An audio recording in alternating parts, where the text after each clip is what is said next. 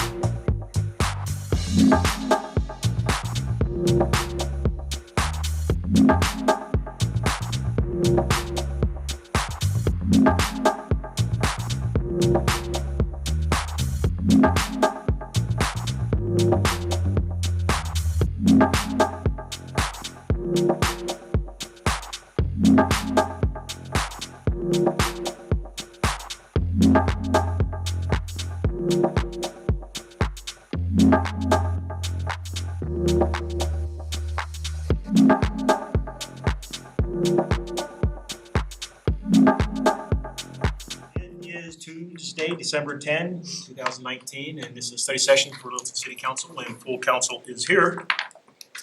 We have also a second attorney with us tonight, Mr. Ken Fellman. Thank you, Ken. We'll be speaking later. So, Mark, I'm going to turn it over to you. All right, thanks, Mr. Mayor. I still have a voice for the time being here. So we have 3 items here on the agenda this evening. First one here, I'm going to actually turn over to our city attorney, Reed, kind of introduce Ken and talk about a franchise agreement here with Comcast. Yeah, as mentioned by the mayor, we have with us tonight Ken Fellman from Kissinger and Fellman here to discuss the Comcast franchise agreement. The city's been operating without an agreement, an official agreement with Comcast for a few years. It's been the subject of negotiation and has been proceeding by way of a letter agreement, I think, during this whole duration. So Ken, I will turn it over to you to give us an update as to where we are with the Comcast franchise agreement and anything that you know. Sure. Well, nice to see most of you again, and to the new council members, congratulations and good luck. It has been my pleasure, I think before my last stint as interim city attorney, Kelly and I were working on this cable franchise renewal. And we, Kelly, did you want to say anything at the outset? No, Did thank Did you. we jump over you? Okay.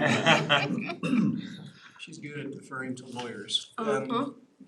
So we've been working on this franchise for a long time, and there was one particular issue that was a very important issue that caused us to take more time in making our case to Comcast and caused Comcast to take more time in ultimately deciding what to do. But it was time well spent, because I think we got to a reasonable conclusion, and one that works good for the city and for Kelly's department. But basically, for just real quick, and you got a memo from me, which I know you've read, so I'm not gonna parrot everything that's in there.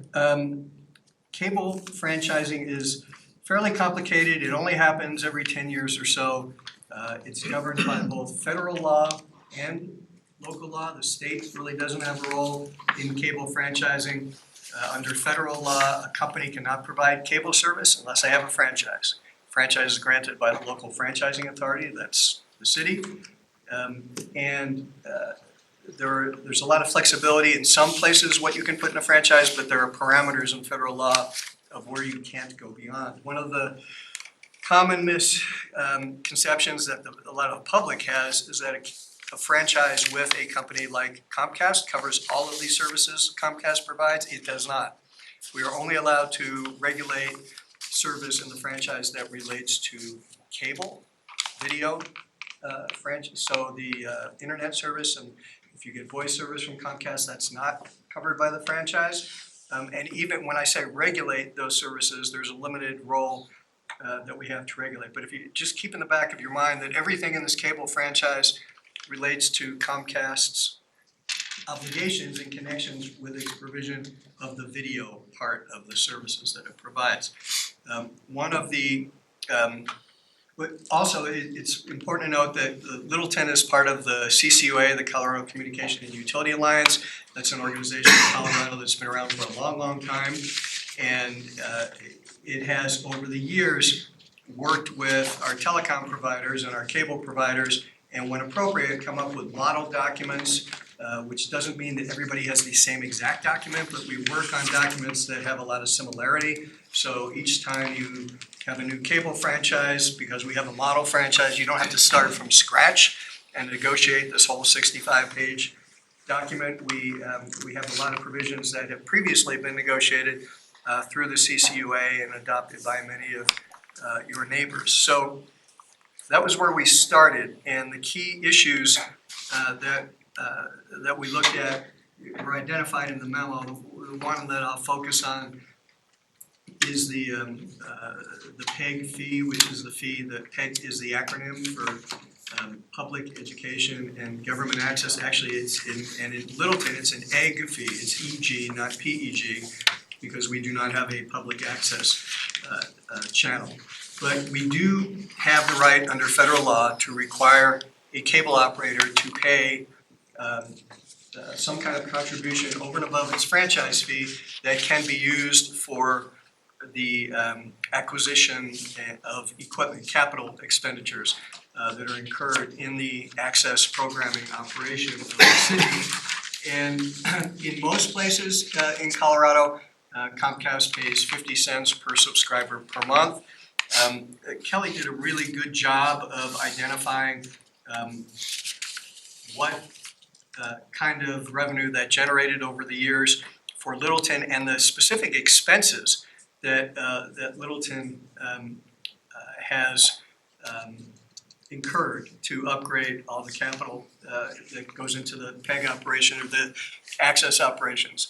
And as a result, we thought the city should have a higher fee this year, this franchise rather, and that was ultimately agreed to at 60 cents. Comcast, even though franchising is supposed to be local in nature and meeting local needs, which means community needs can differ from city to city, they really don't like to deviate much from what they're used to in the standard agreement. I understand that. We fight back on it every now and then, and this was one issue where we had a substantive negotiation and resulted in an increase for Littleton, so that we're gonna get an amount that we think Kelly is confident will work better for the city going forward. So, we have some other issues where we brought some new language in to basically bring this up to speed to address new technology issues. Again, I don't wanna go into the details of the memo. Most of why I'm here is to answer your questions about the process and about the substance. And I know that we have Andy Davis here from Comcast, and I think he is going to share a few thoughts with you about Comcast's perspective and Join us at the table. how we got here. And then, unless anybody has questions of me now, you may wanna hear from Andy, and then you may have questions for both of us. Let's hear from Andy, and then we'll go from there. Yeah, so I thank you, appreciate the opportunity. I know this is a rarity to get to speak at a work session, so thanks for the opportunity. And I just wanna thank both Kelly and Ken. It did take us a little while, but we worked through it, I think, in a productive way. And to Ken's last point, yeah, it is not our preference to go beyond the 50 cents on a PEG fee because it has impacts to every other community that will say, well, you did it in Littleton, how come you know, why won't you do it here? And for us, it was a specific set of circumstances. It was a very robust PEG, not only a PEG operation, but robust programming. And when we looked at both the plan that the city has, future needs, it made sense. And so in this case, we did agree to it. But that was probably the most challenging issue that we had in it. So what I'm just gonna do real quick, anytime we have, you know, as Ken said, they tend to be 10-year agreements, and so we don't get tons of opportunity to come before you, but I mean, we certainly will if you ask us to. And anytime Kelly invites, we would be there. But we do look at these opportunities to at least give you an update on who and what we are. You know, Comcast is not sort of the cable company that you probably did a franchise agreement with, you know, more than a decade ago. The company is rapidly evolving. Is a technology and a media company at this point, and so I thought it may be worth it, and I'll try to keep it as quick as possible, just to run through a few quick things just about us as a company, and certainly answer any questions about it. That's not gonna fade through. There we go. So yeah, just real quickly, like I said, Comcast, you know, today is a technology and a media company. I think most of you are familiar with the Xfinity brand, and that's, you know, that's our video service, that's internet home automation, that's our voice product. So when you see Xfinity, that is a brand underneath the broader Comcast. We own NBC Universal. A lot of folks don't realize that, but all the NBC and Universal properties are part of Comcast. And then most recently, we acquired Sky Media out of the UK, which gave us our first international presence. But they are a great complement to what we do here in the United States and do a lot of the same things in the European market. So go on to the next one. There we go. All right, it's coming up. And most of this was already covered, but just kind of this, you know, franchise overview. These are just when we think about some of the bigger terms that are part of a franchise. These are the things that we think of and what we you know, kind of the core elements. As Ken said, it's, you know, video only. I think a lot of times there's an expectation that because there are multiple services over that same line, there's an ability to regulate all of those, but it really is just a video product. Allows us to use public rights of way. A lot of this is probably both self-explanatory, but also Ken, I think, is already covered, so we can probably, unless there's a question on that, we'll keep moving. So, and real quickly, you know, these are, when you think of Comcast and its Xfinity services today, this is really the core platforms that we deliver our service. So it's our video platform, which is delivered over what's called X1, which is a major innovation for us on the video side, which has not only made it easier to access content, both visually, so if you're using like a user guide, it's much more visually appealing, easier to navigate, but it also allows you now to be able to watch video over, you can stream it over multiple devices, your laptop, your tablet, your phone, the ability to download programs and watch them at, kind of time shift and watch them at, on your device at another time. But that platform has really been transformational for us on the video side. Internet and XFi. So internet, we really just lead the industry in speed, certainly at the scale that we're talking about. So every community in our footprint is a gig community today. So anyone in Littleton right now, if they want a gig from us, it's a modem change. So if gig is available, if they want a 2 gig symmetrical product on the residential side, they can do that. On the business side, we can go 25 megs to 100 gig circuits. So one thing that we really do stress to the communities we work with is to think about us, and we've talked a lot with Denise Stevens in the economic development side of Littleton, to think of us as an economic development partner, particularly on that Comcast business side. And just as one of the great things I think we can do with your economic development office is really, as you think about aspirationally where you want to grow, our Comcast business side we're much more proactive now on how we grow out our capacity, our network to meet sort of the needs of a growing community. So, and then the XFi piece of it is sort of the same technology that we're bringing to the management of video we brought to home management of your Wi-Fi. So when you hear XFi, what that really means is home management of your Wi-Fi network. So we tried to make that a lot simpler. You can do that off your phone, off your iPad, your tablet, your laptop, but allows you to see what devices are on your network, how you want to manage those devices. Do you want to pause them and just turn them off? One feature we talk a lot about is like dinner time. You can turn all devices off so your Wi-Fi network is not running at dinner. You can set hours. There's lots of different things that you can do to manage your network, and so that's been a big sort of technological growth area for us. May or may not know that we have Xfinity Mobile.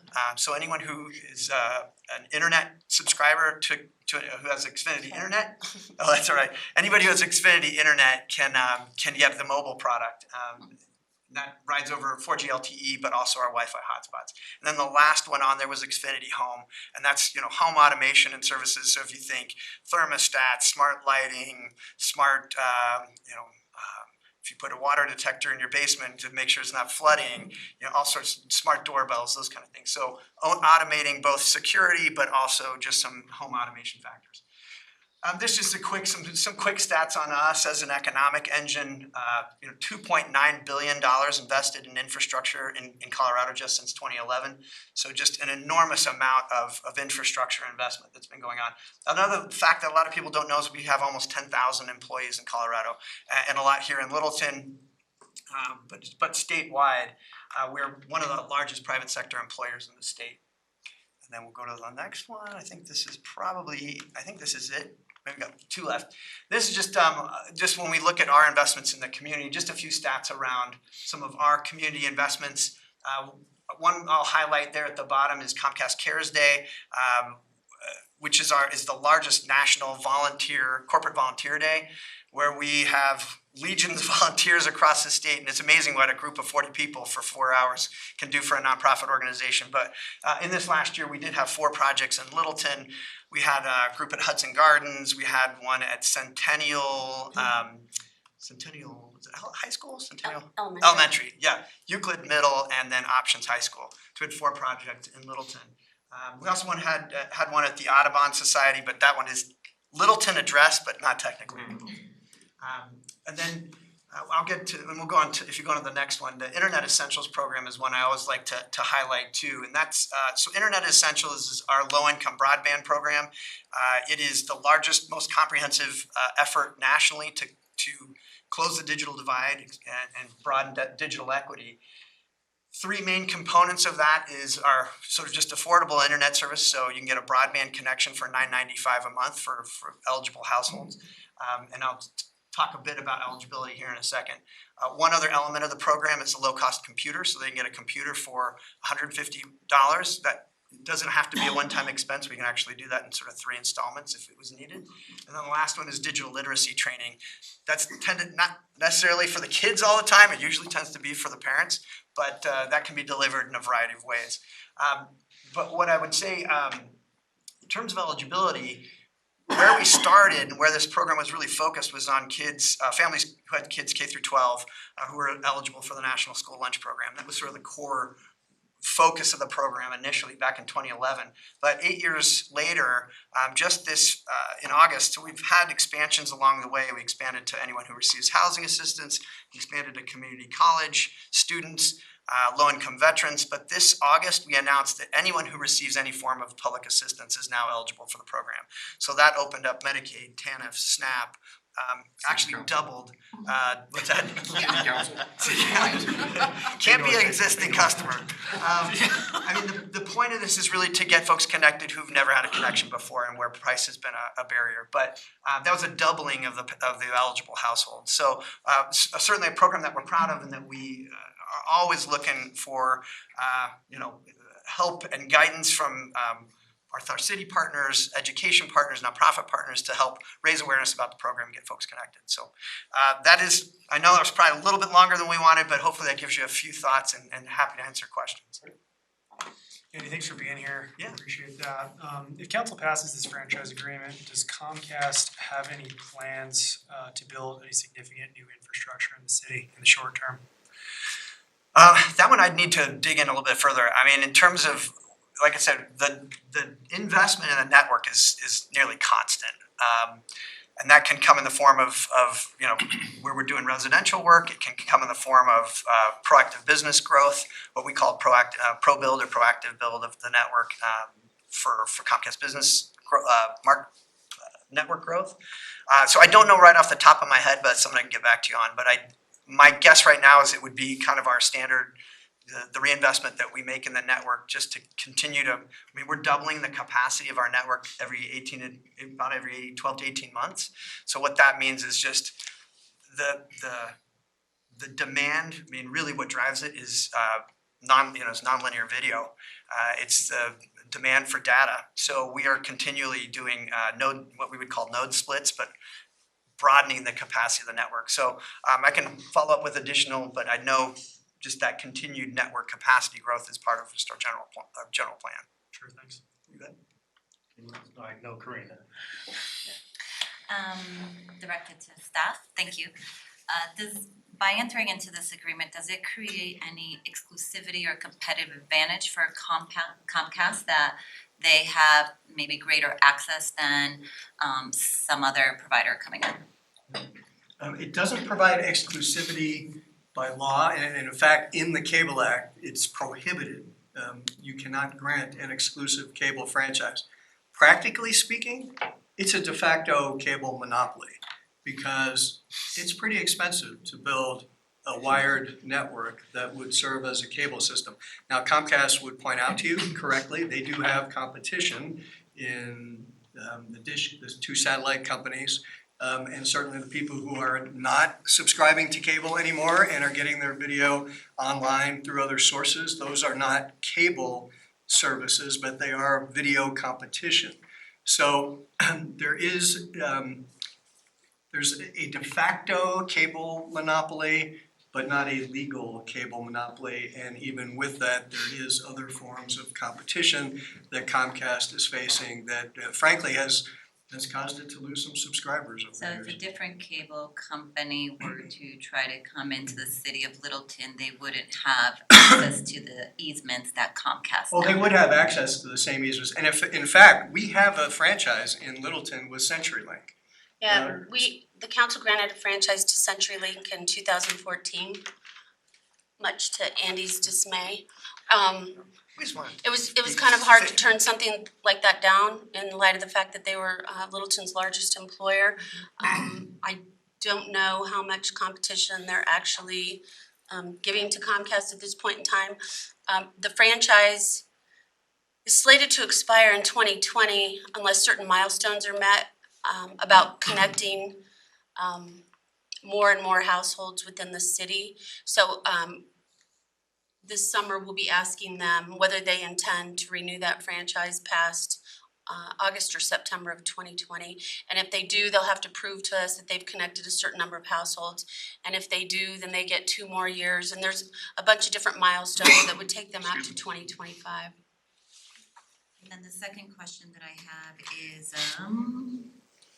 Kelly, you this year in the budget had asked for some incremental money, and I think it related to Channel 8. Is that some of the equipment, et cetera, that you are needing to purchase to upgrade for Channel 8, and how you were able to quantify or help justify an incremental fee increase?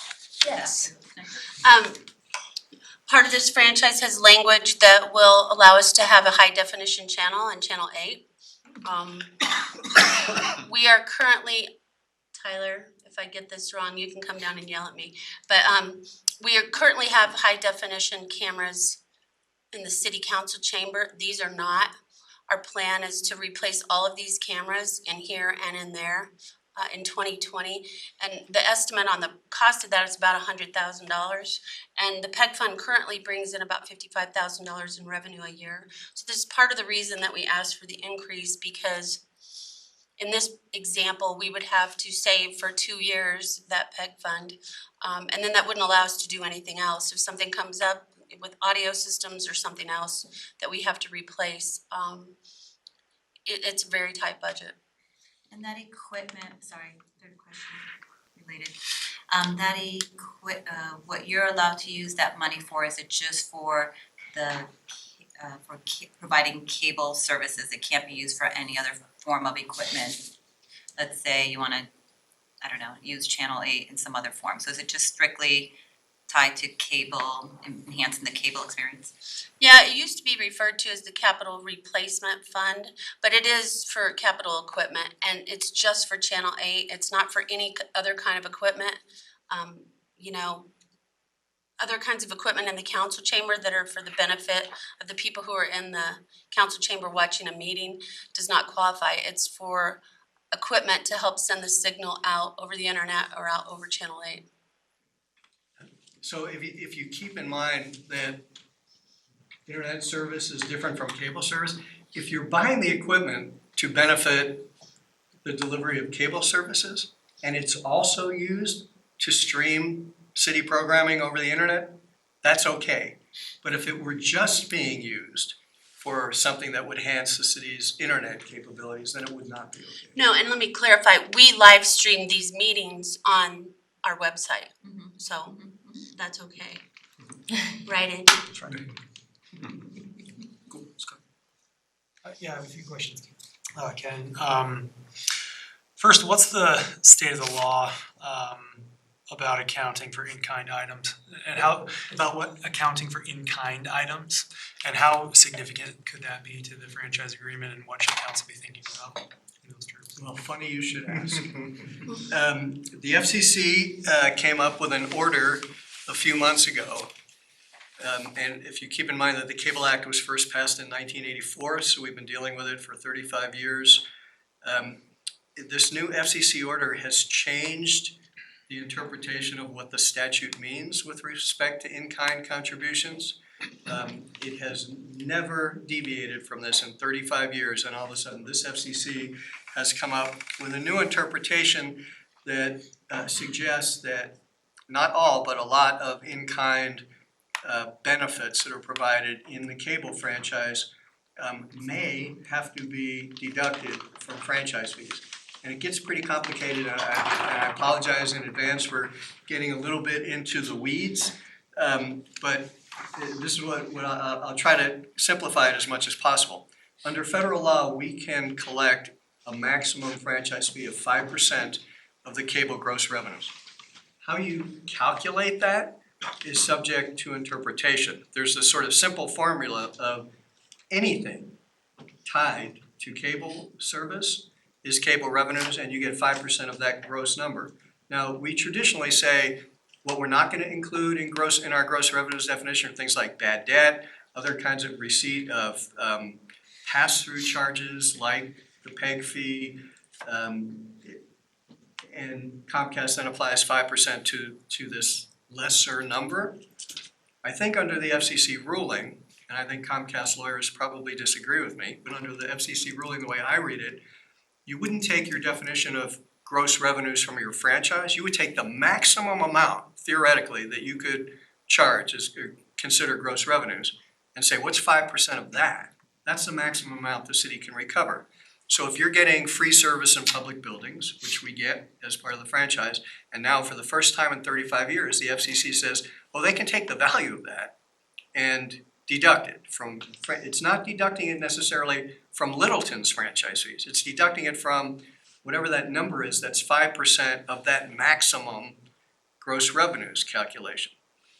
No one's done those calculations yet. Comcast hasn't even come back to us yet and said, here's what we think it means and here's the kind of deductions that we want to make. So, and in fact, through this regional CCUA group, we're gonna start having meetings with them next week to talk about, is there some consensus we can reach between the local government community and Comcast as to how to implement this new order. But it's very, very complicated. The order is also being challenged in the courts, so we don't even know if it's gonna be in existence in another year and a half. And it's just kind of put all of this into a gray area. Just for clarification, you know, there's franchise fees and PEG fees, and they're different. Council, anybody else? I have a couple questions. So, thank you, Andy, for coming. We really appreciate that. Where's your nearest location here in Littleton, near Littleton? Like your large facility? We had There a recent isn't one. one? No, we had a recent one opening. I don't know off the top of my head, but I will hold that for that. And you said you have Littleton employees, Oh, yeah, I think we have people about who live, 600 work in Littleton Littleton at employees. least. Yeah, About how many of those? you I think? think we have about 600. Oh, okay, that's a good number, that's a good number. And then for Ken, thanks for being here also. On page 3 of your letter, thank you, and I'm not gonna go into any great No, detail. that's good. I don't wanna do that. But on there, it does talk about on number 2 on your page 3. Right, the audit? Yes, how'd that all come out? That's probably, maybe it's an end. Well, this is another sort of difficult technical question. So if you keep in mind that, again, that 5% of gross revenues, it's only cable revenues. If you're a subscriber and you get internet service or phone, you get a bundled package. You pay one fee and you get video and internet and perhaps phone. And there are hundreds of varieties of how those packages are sold. If you go to check and see, is the city getting the franchise fees that it's entitled to, you have to take each of those packages. And if a customer is paying $160, how is that being divided up and how does Comcast, how much of that 160 does Comcast allocate to the cable revenues and then apply 5% to that? If we were to audit that, we'd probably have Tiffany, or recommend to Tiffany that she hire an expert in cable accounting to look over the books and make that determination. And every time not every time, oftentimes when we do these audits, we end up coming up with recommendations or suggestions where the cable company doesn't always agree with the city's audit. And then you end up negotiating, how you're gonna get there. So we have tried to include language in the franchise, and I feel comfortable with the language that we have in the franchise, that when and if the city decides to do an audit, one, we'll be able to ask for the documentation that will show our auditor how those allocations are being made for each of these different bundles of packages. And that if we end up having a dispute, we have the authority in the franchise to enforce what we think is right for the city. The other question I have then on page 4, what was it? B, it talks about the grant. Tell me about that. Are we paying that? Or Comcast is paying that? The last sentence. That's being provided to us. That's That is provided to provided the to city, us. right. Right. Now, I hope that we're not gonna find out 3 months from now from Comcast that, oh, by the way, we have to deduct that from your franchise fees. I don't think we are. We've never talked about it. It's never been raised by Comcast. I would be shocked if they did. I would just say this FCC order has created this gray area. Okay, so where you don't know if that's could be gonna up in the air as far as Right. detail. Council, any other questions? Anything else, Mark? No, not on that topic. Yeah, Mayor, I would just suggest if this is the franchise is a long document, you've got time to think about this before first and second reading.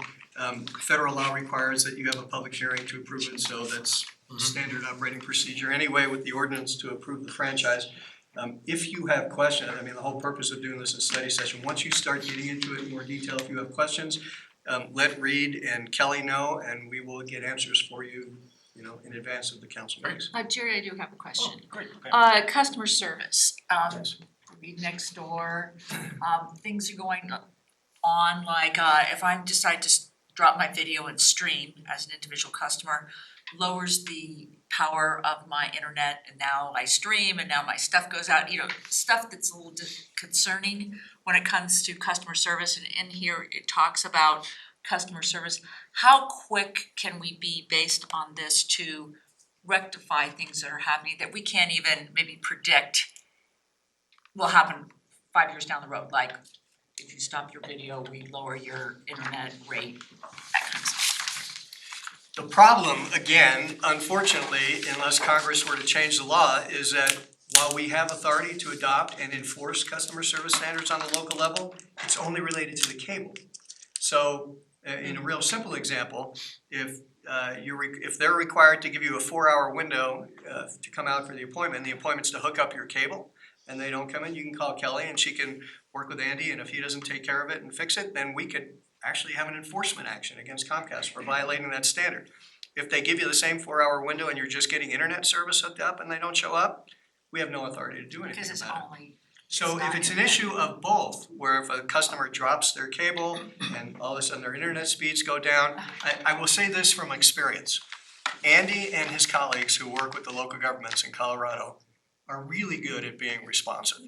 And even though we don't have legal authority to impose and enforce customer service standards with respect to internet issues, if you have them, if you're hearing from your constituents that they have them, and you let staff know, someone can call Andy and he will look into it. Or you That's why I can put call that him up. directly. Call Well, me well, directly. better than that, my phone number is on your cable bill. So I'm If I- considered the local yeah. franchising authority, and I would say, Really? Not her. yeah.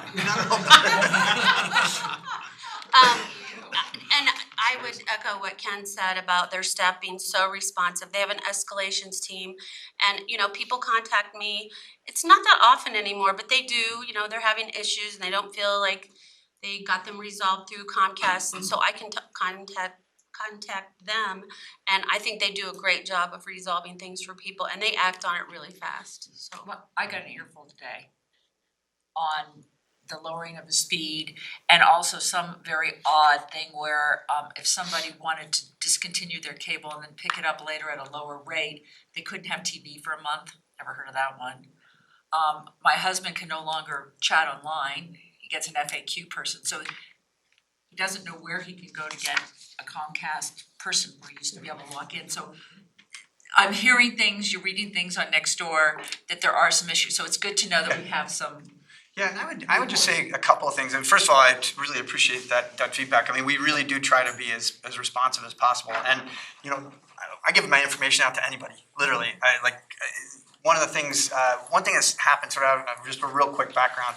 2015 was around the time we were looking at the acquisition of Time Warner, and that ended up not happening. But in that process, it was in the spring when that deal did not happen, our CEO went before the Cable Expo and basically said, we're moving on, but one of the things that we learned in the process is that we're doing a lot of the right things technologically, we're doing a lot of the right things financially, but the customer experience is a space that has to have improvement.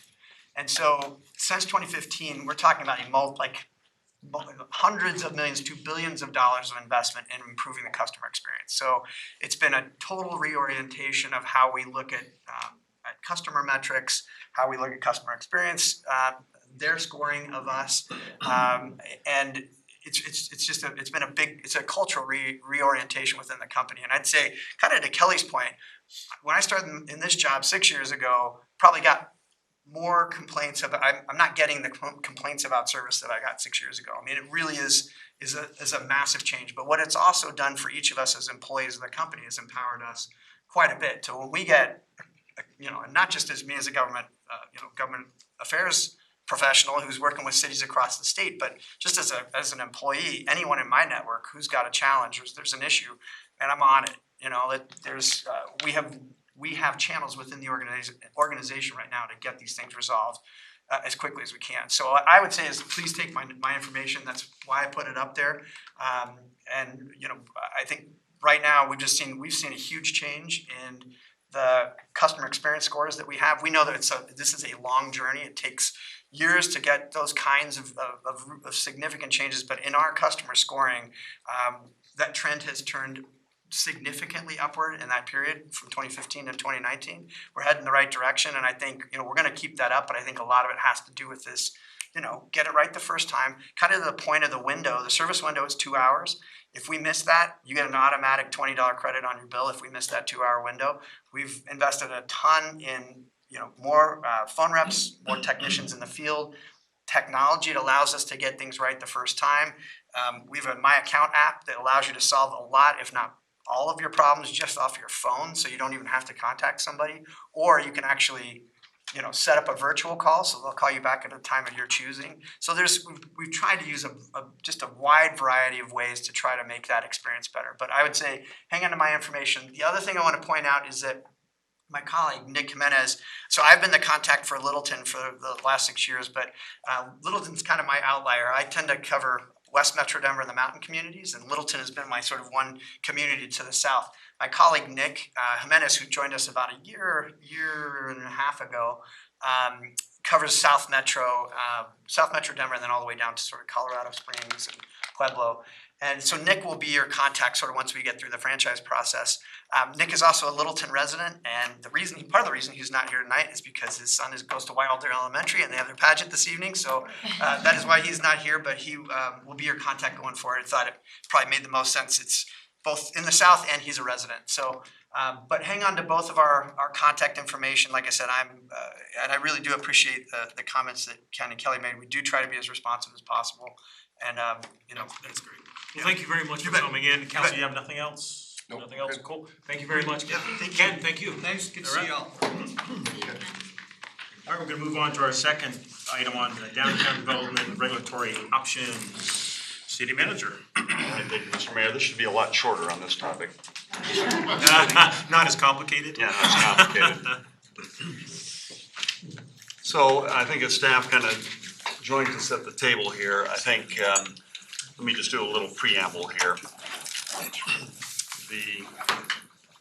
When the council approved the comprehensive plan here this past October, we always knew that we're gonna be into the next significant phase of our project here, which would be the reconciliation of our code to that comprehensive plan.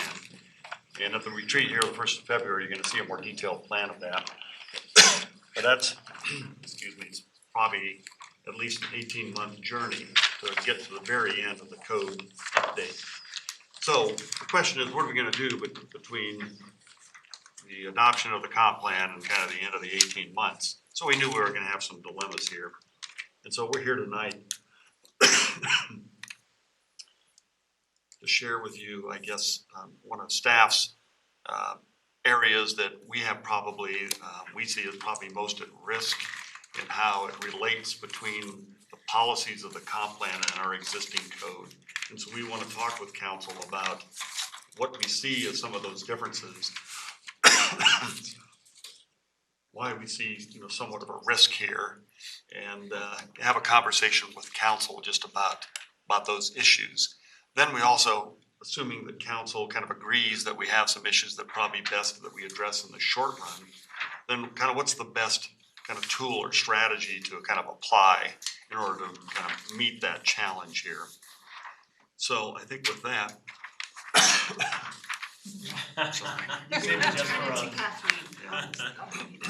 so I'll let Kathleen kind of kick this off here.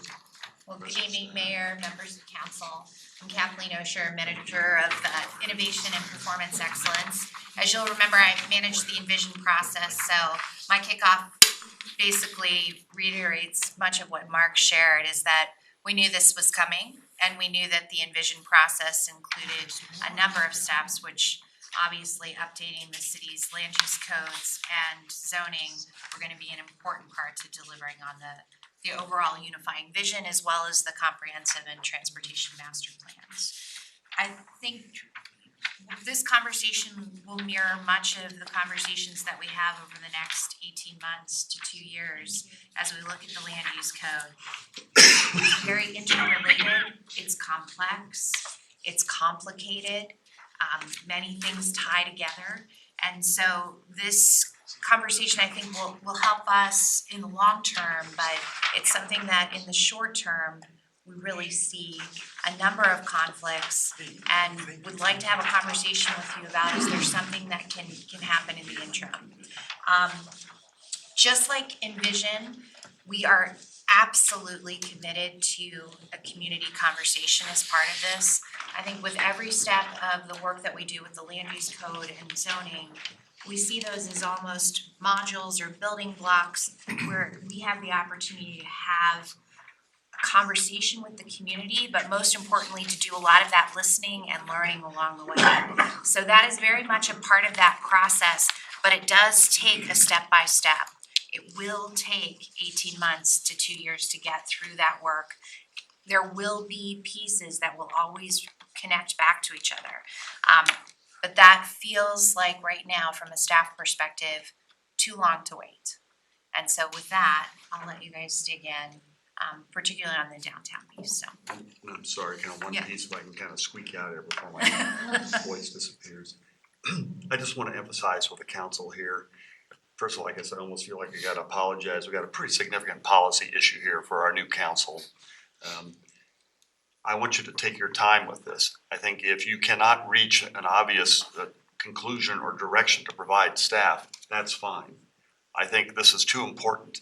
If you spot some issues that you would like us to research further, explore some different options and come back at another study session, obviously I would encourage you to kind of get to that point. So again, this is a very significant issue and I just want to make sure there's no pressure to get to an answer tonight. No pressure. Okay. So what you just said is that you do need direction from us at some point, but not necessarily tonight. Yeah, we need at least tonight, kind of the next steps you'd like to consider. If it's another study session around a specific set of issues, great. If you get to a clear conclusion, that's fine too. At the end of at least this portion of the agenda, I will come back and just make sure I've heard kind of the direction we intend to go. And for council, what I would like to do after we're through this presentation and when we're through with our questions, I would like to spend a little time with the 7 O's of just deciding, do we need to make a decision or not? So we'll be doing that once we're through with the presentation. Perfect. Okay, good evening, council. Thank you for the opportunity to discuss this with you this evening. I'm Jennifer Hensher, Community Development Director. I'm Mike Sutherland, the Deputy Community Development Director. So how we're gonna frame this conversation this evening is really discuss first why downtown, why staff sees that we have a concern here and why we're focusing on downtown this evening and to start with. Then we'll outline some of the conflicts that we have identified between the comprehensive plan and our existing old code. Then we will discuss potential alternatives and then we will further discuss staff recommendation and again asking for recommendations from you. So first, why downtown? Number one, council has asked us to look at this. I can also say in the conversations that we had during the comp plan process, downtown was always mentioned as a huge asset to this community. And what are we doing about downtown? How are we addressing development downtown? That is something that all of us heard in the interactions we had with the public. Downtown is also identified by KKC, Kendall Keys Collaborative. They are the consultant firm that helped us with the comprehensive plan and we anticipate using them for the code update. We have a memo here that we'd be happy to pass out at the end of our conversation that really outlines where KKC sees that we need to go, and as you'll see as you read through that, a lot of them pertain to regulations surrounding downtown. And then we're also seeing a high level of development. We have seen that over the last 5 years. I'm gonna have Mike talk about that a little bit more Sure. So we posted a map behind you on the whiteboard that's interesting to look at. It's a map that shows the different developments that have occurred downtown and what those developments replaced. These are the redevelopment projects in the last 5 years. There are 23 projects identified on the map, and it shows the what was there before and what is either proposed or was built in that 5-year period. There's let's see, 16 projects have been approved and built since 2014. 5 projects are pending building permit, and 2 of those projects that are shown on the map are under planning review. On the screen, you'll see, so there's, the point of that is there's a lot going on downtown, and you're probably well aware of that. Also, on the screen, we have a map that's taken from the Arapahoe County Assessor's records. This shows the value of improvements, or let's say the value of the building on a property as a percentage of the value of the property.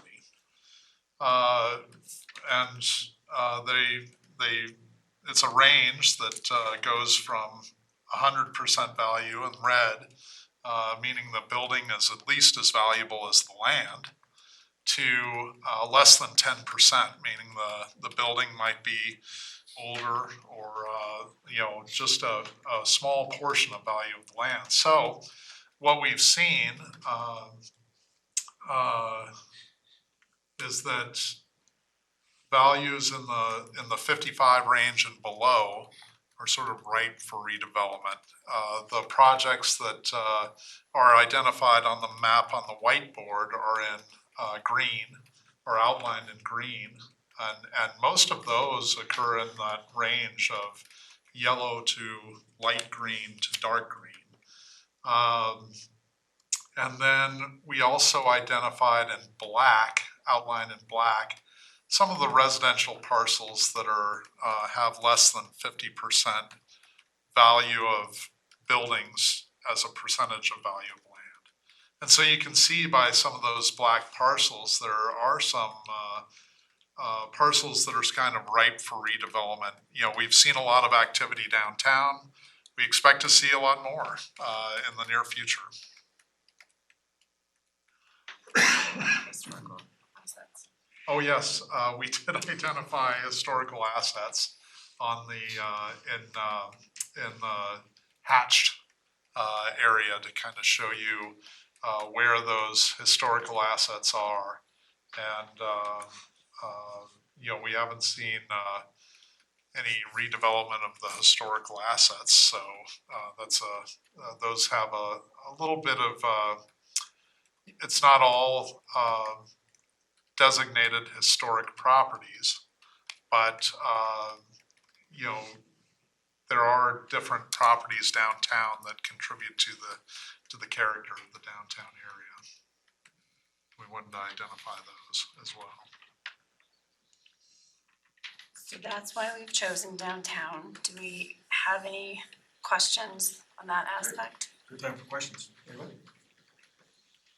Can you give me an example of a Wait, historic? hang on a Oh, second. sorry. Karina, did you say yes? Okay. Sorry, It's okay. can you give me an example of a historical asset that just, they seem in odd places? Like you have that one big building, can you go back one?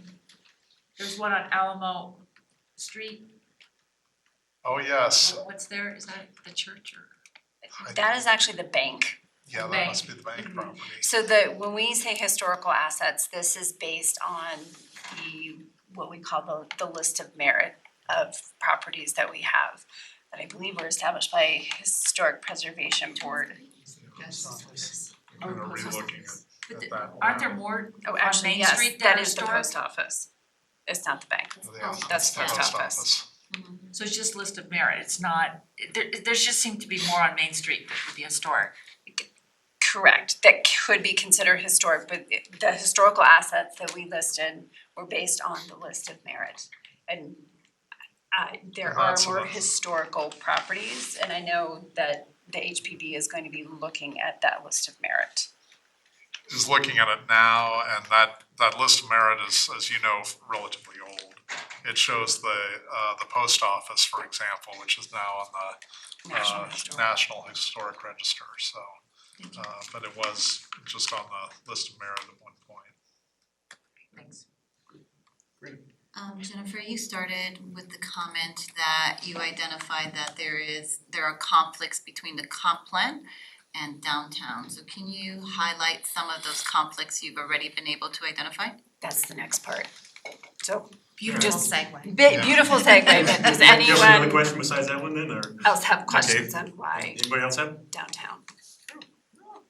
And just, so on this slide, on the memo that you were given, we've added street names.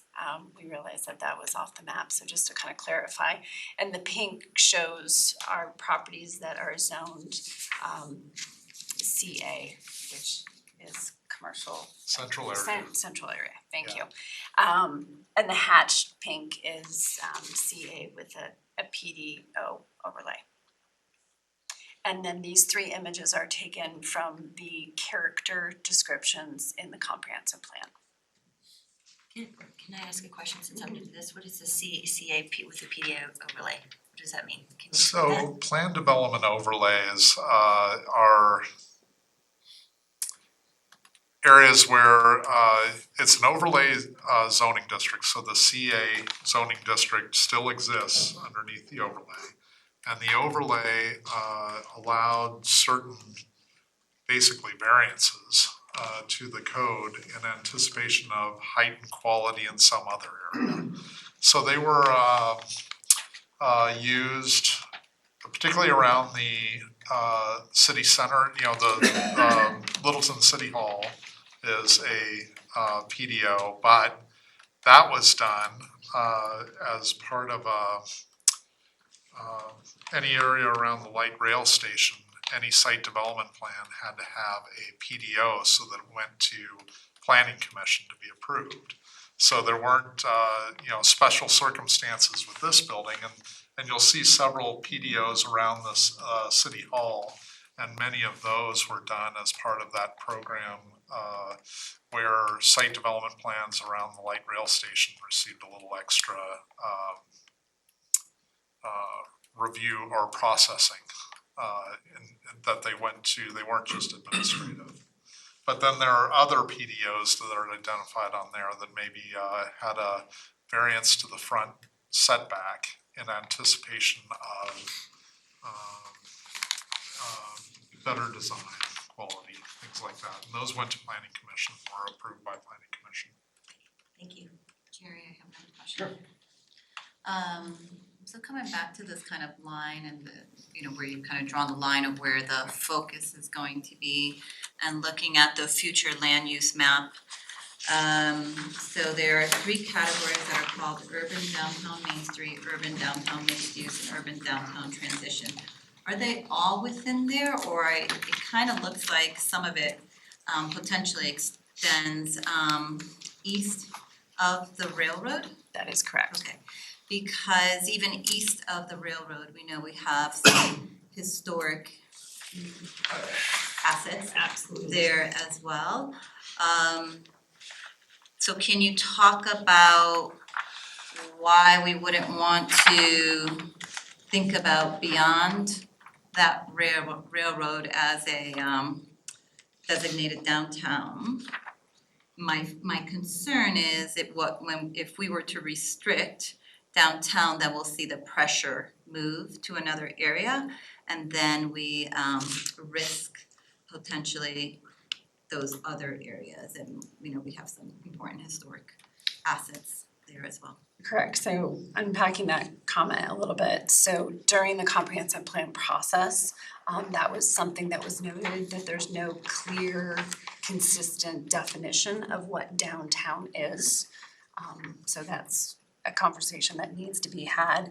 Basically, what you see on the slide is based on the definition of downtown that was put forth in the downtown neighborhood plan. So we kind of just took what was identified as the boundaries of downtown. adding the Dish property and basically going over to the river was our addition to this. So maybe that's a follow-up, Jerry, to this, to really have that conversation of how do we wanna define downtown for the purpose of this ask. Thank you. And when will we do that? Is that part of? This can be part of the discussion tonight. Yeah. Yeah, I think so. Maybe we can come back to that boundary here, maybe if we get into some more of the detail of the conflicts between the code versus the comp plan.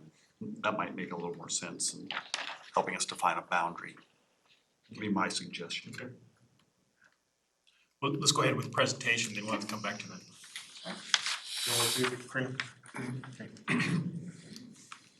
So, how this all started out is once the comprehensive plan was adopted, staff, the planning staff in particular, we basically took all the goals that were listed in the comprehensive plan as well as all the policies and action steps and overlaid it basically with our current code and started to look at where do we have potential conflicts.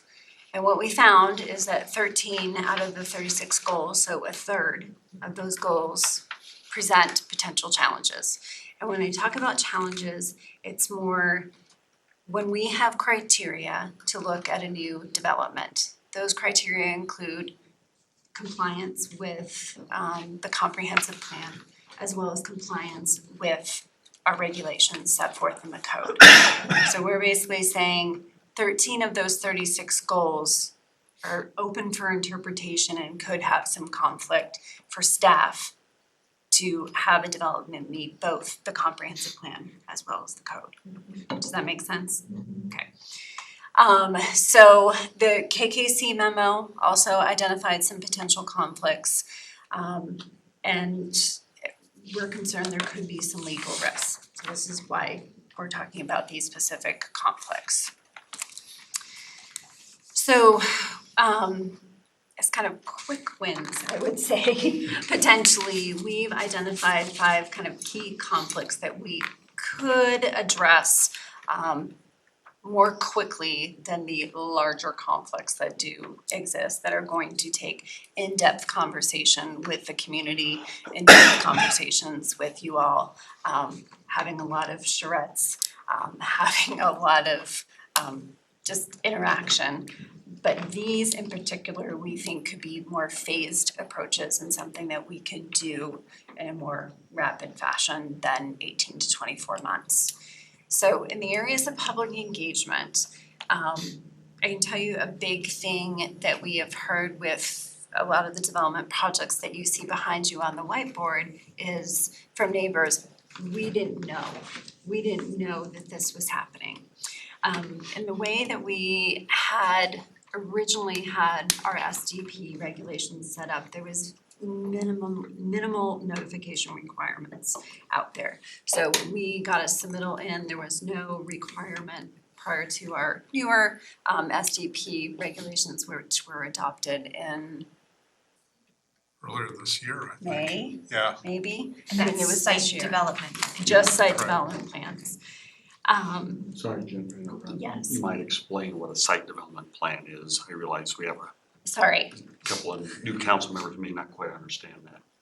does everyone understand what a site development plan is? Just Okay. give what Go ahead it and is, explain just say what it is. So in the developments that you see behind you on the whiteboard, any of those developments would have to go through a site development plan process. And that basically allows the developer to come in and say, I would like to do this with the property. The planning staff reviews that, we send it to a variety of different referral agencies, we collect that input, we give it back to the developer, and we go back and forth until we're all in agreement with the site development plan. Do you wanna add anything to that? Yes, so site development plans, we revised them earlier this year as the senator was saying. And we developed both major and minor site development plans as part of that code change. Major site development plans, all single-family dwellings or regular single homes are exempt from site development plans. So if you're adding a garage to your property, you can just go to the building permit process. But multifamily developments, commercial developments, all require site development plans. Major site development plans now are developments of 5 or more units in an apartment or in a apartment development. Commercial developments over 30,000 square feet and industrial developments over 10,000 square feet. What a major site development plan means is that if we were to approve a major site development plan, as I've described, any property owner within 700 feet of that development can appeal that decision to the planning commission, can appeal a staff approval to the planning commission for review. Minor site development plans, basically, if we deny those, the applicant can appeal it to the planning commission for review. But there is no appeal, let's say for a 4-plex or a 3-plex, there is no appeal of an approval to the planning commission. So that was a recent change we made. It might be 3 major site development that's going right now, is that? We have one major site development plan in for review. That is a development on Prince Street, right near Crestline. So it's just where I think the old medical marijuana place used to be there. And can you explain the process from a site development plan? Does that come to council? What's the process? No. Yeah, site development plans typically would not proceed to the city council level. Although there is no avenue to get to city council. Once the planning commission makes a decision, if it gets to planning commission, once they make a decision, that decision's final. Any appeals at that point would go through the court system. If we could, let's go ahead and go through the presentation, then I'm sure we're gonna have some questions, right? So on the public engagement aspect, when we kind of went down, so on the site development plan right now, the public engagement comes in only with major site development plans. So any other type of development that we get, there is no public notification that we've received that. So that's something that we could address immediately. 2, on the inconsistent allowed uses. So current code allows uses not necessarily aligned with envisioned policies and goals. One example, there are several. One example really has to do with auto-oriented uses in downtown that they don't necessarily promote walkability. When you have either a larger parking lot or a gas station that's attracting more auto, breaking up that walkable part. So we can address some of those through either a conditional use permit process or regulations in other ways. And then lot development standards. Right, lot development standards. So with several of these, there are kind of great big issues that need more engagement with the public and property owners through a process that we're anticipating that KKC and city staff will do for the Unified Land Use Code project that will commence next year and hopefully conclude in 2021. There's some great big issues like setbacks. Right now, all zoning districts have setbacks. And are they appropriate within that zoning district? Are they appropriate for downtown? That's a big issue that we really need to gather information from the public and have a much larger discussion about that type of thing. But the way we measure setbacks could be an opportunity for us to clarify some points of the code fairly quickly I think Littleton's a little bit of an outlier in the way we measure setbacks. We measure typically a setback for most communities in the metro area is from the property line to the exterior wall of the building. You're allowed to have some encroachment, and that can be regulated for eaves, overhangs, gutters, maybe pop-outs like bay windows and that type of thing. You can have some encroachments. Well, every time we talk with a developer, we have to explain to them that setbacks in Littleton are different. We abide by the letter of the code, which says that any part of the structure has to be outside of the setback area. This includes window wells and things that developers in the Front Range are just not used to. We could potentially clarify that language a little bit in the short term to kind of help us, we need to have the big discussion, but in the short term, we could kind of clarify some of that. Height's very similar. Height, right now, each zoning district has a maximum height. To change that is not a quick project. That involves a lot of engagement. When you're affecting how somebody can develop a property, you need to have a big engagement program. However, the way we measure height is very confusing. We've got several diagrams, we've got a dandy of a sentence in the code that we spend hours and hours with every development project trying to figure out, do we understand height? Do they understand height? Do we mesh together? We could develop a new definition for height that could help us in the short term and maybe flow into the larger code program that we're working on. So there are things that we could do in the short term to sort of help understanding of certain codes. Parking standards, it's the third rail downtown. You touch it, the zap. Everybody has an opinion about parking downtown. And do we not have enough? Do we have too much? Are we encouraging walkability? Are we encouraging transit? Do we want to have less parking to encourage more walking and multimodal uses? That's a really big issue that we really need to engage the public on.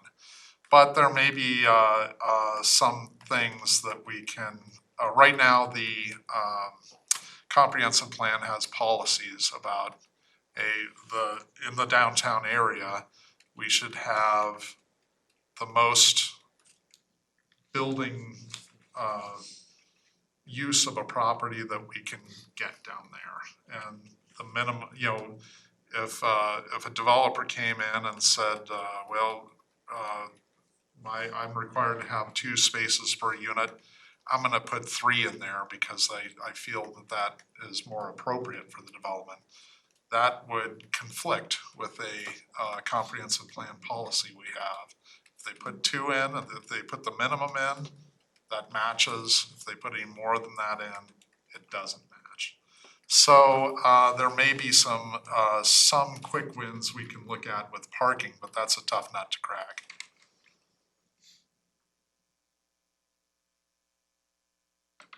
So any questions on conflicts? You're talking about, getting the community involved, and I think that is important to a certain extent. I don't think this needs to be drawn out like the Envision plan by any means. What do you foresee, Kathleen? Is this a 1 or 2 meeting type thing and let's get moving, or is this?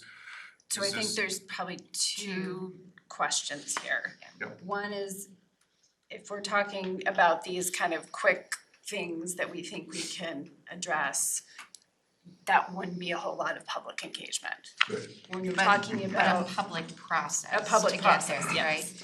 right? And with the Envision, as we crack open the land use code and zoning, we're looking, so right now we're in the daily back and forth on trying to get the scope right. I think that we're in a unique position as a community to design a process that really fits us.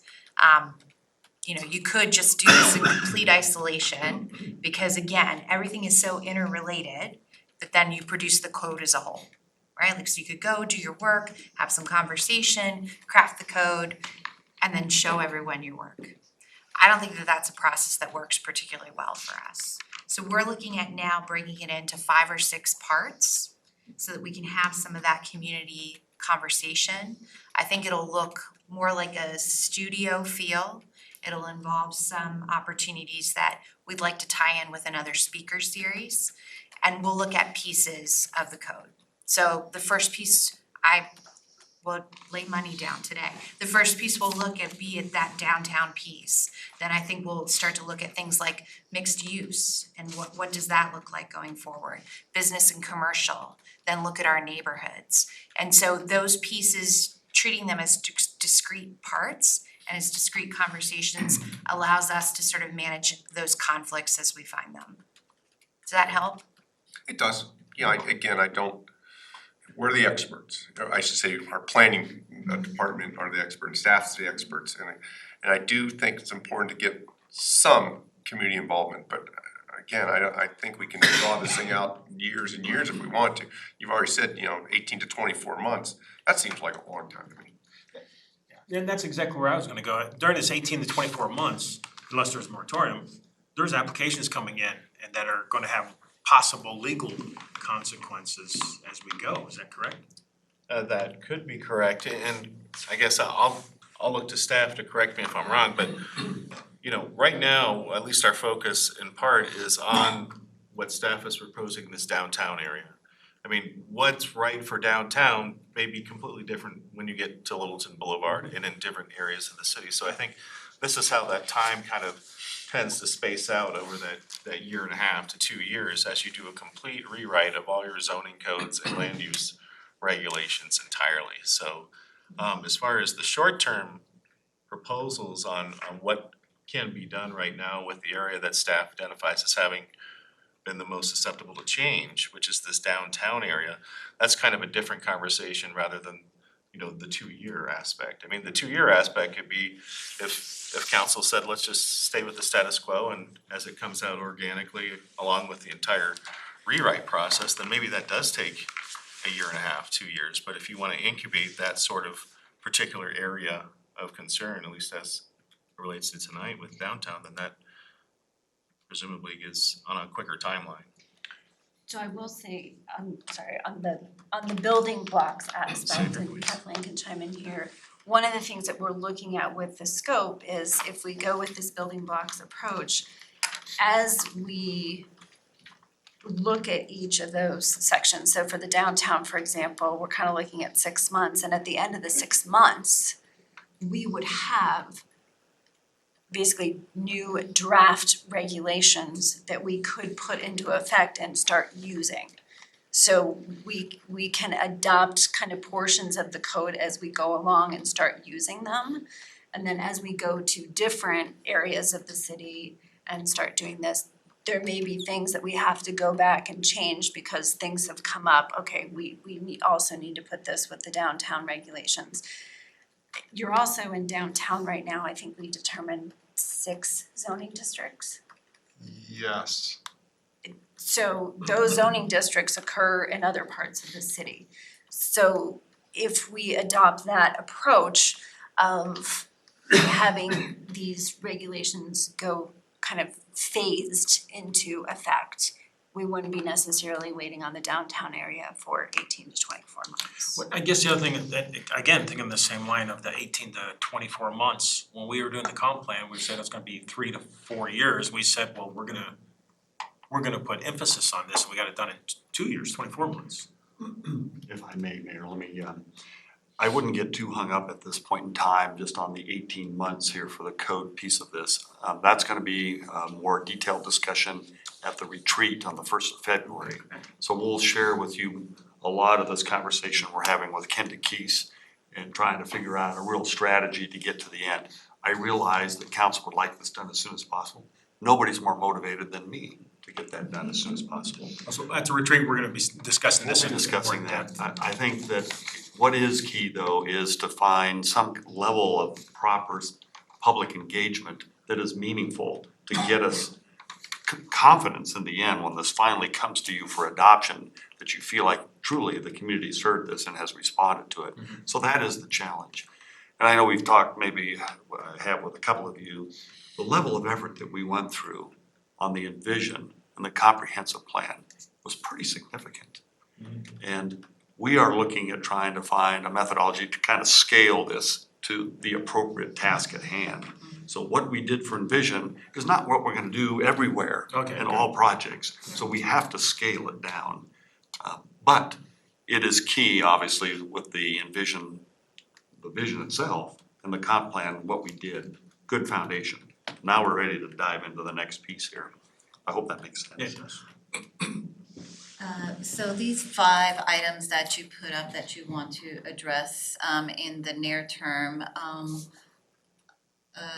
kind of looking at these versus the stats that you provided of how much is in conflict, like these 5 address how much of those things that were in conflict, does it cut it in half, does it just, a third? And then second, I think I heard you say take 6 months, so would addressing these 5 things take 6 months, or was that a different comment? That's the next slide. This is great. You're setting them up, That you're one setting yet. them up. So go back to the, if you address these 5 things, at least some of like maybe the low hanging fruit of these 5, Yeah. how much does it improve that or resolve for that conflict? I can take a closer look at that, but Or I guess. I would say we wouldn't resolve all of the conflicts. That's for the big Yeah, program of to course. do. But we could help in the short term. And then when we talk about conflict, there was the legal conflict. But I think as important is the perception conflict. So when we look at that since 2014, what we're really trying to solve for is that things are happening that don't align to our vision. And so we may not have legal risk, but there is this incongruent expectation. And that's, I think, the bigger risk for us as a community. So will some of this will help address more of that risk? Mr. Mayor, I think that is the question. I think politically, you're gonna have to wrestle with here. We're suggesting from a staff perspective that we see a series of 5 items where we can take a pretty big bite out of that risk, that political risk. But yes, it's really the 6-month process to get through all of downtown is really the intended process to, again, deal with all of that conflict. So I'm kind of jumping to the end here, but if there is, say, 5 topics for which we believe there's kind of some quick wins there that we can kind of whittle away at this risk, that is probably a 90-day process. If you remember in previous council conversations, we shared with you the typical timeline to go from study session, first read, second read, it's almost 90 days. So 3 months just to get the quick wins, 6 months to get to the total end here with the rest of the planning effort. It's kind of relative scale. Anybody else down there? Out of the 5 conflicts that you listed, was that by priority? Was that listed by priority? Number 1 was public engagement or? Not necessarily. not necessarily, no. What would you say is the priority? Kind of going to Karina's point about vision, and the process that we've gone through in the comprehensive plan. I think changing how we engage the public or notify the public of what's going on is a priority, I would say vision wise. The lot development standards, I would probably say are kind of our next, because it affects development. There are other aspects of lot development such as site triangles that affect how development occurs and looks in Littleton. And I would have thought number 2 would be Next. the hottest item. Anything else? Cool, let's get going through this thing. Okay, so now, How far are you about halfway through now? no, this is basically the last slide. I mean, we can walk through, I have slides to walk through each of these alternatives, and we can have discussion on each of the potential alternatives. So these are the alternatives that were kind of laid out in the staff communication that we had to you. Our recommendation is for the alternate 2, is that we do kind of these phased regulations, and also maybe potentially add the planning commission public hearings for any development that occurs downtown. Like we said on the site development plan process, how it is right now, nothing really goes to planning commission. I think anything that could happen downtown would be small enough that it would not automatically go to planning commission. So again, this would engage the public in a different level. So that's staff recommendations at this point. So alternative 1 is we wait for the unified land use code to occur. And right now, I mean, we're scoping it out, but it's landing in that 18 to 20 for the entire code to be done. Again, if we start focusing on building blocks, 6 to 9 months in that time frame for downtown. What this means, we engage the community right off the bat with what's going on, which we're going to do anyways, but we can focus on that engagement. Development continues as is. It's business as it is currently laid out with our new-ish SDP regulations. We're going to have conflicts. It's gonna leave for interpretation, and we're gonna keep Reed really busy. How many of those would you say we have in right now? How many Anything applications do we have in right now trying to maybe get under the old zoning codes? Or the current zoning codes, I should say. we have, let's see, Pre-planning. And anything that should be, yeah, I mean, a garage or something, nothing, I'm just concerned about anything that we should be aware of, any ones that are really gonna so get we some have, emails rolling. That we're gonna hear about. Over here. we have 5 projects that are pending building permit right now that have been approved. We've got 2 projects that are under planning review, so 7 projects that really as I said, one of those 2 that's under planning review is a major site development plan. The other one fell under the code previous to when we changed site development plans. I'd say you've got 7 projects. If the 5 are a building permit, they're already moving regardless of what we change. Right. Yeah, we have. Right, anything that we do is not gonna affect any of those 7. Even the 2 that are in planning review still? Correct. Because they submitted. Right, that's what I was trying to get out there. Yeah, So none of those can be stopped, is what that means. This is just really intended to give you a little understanding of what we're seeing currently, so I'm likely to continue to see. So there is a fair amount of interest in our downtown. I think that map that Mike was showing at the beginning there was color coded with a green kind of being, this valuation of the property far more than the building is another indication to us that that's the pattern we're seeing. So we know that there's interest and it's likely to keep going. So that's kind of the purpose of this conversation, I guess, in the end.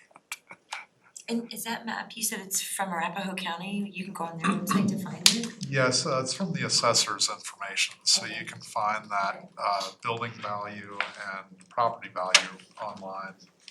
And I should have mentioned with the map behind you, that represents over $20 million of investment in the downtown area in that 5-year period. So it's significant. And how many of those are residential? 130 units are already built, Yeah. 130 residential units, and how many more? Of those projects, 22 of the 23 are residential. Yeah. The one that is not residential is Littleton mixed use on Main Street. Okay. Continue. Sorry. Okay. So, alternative 1.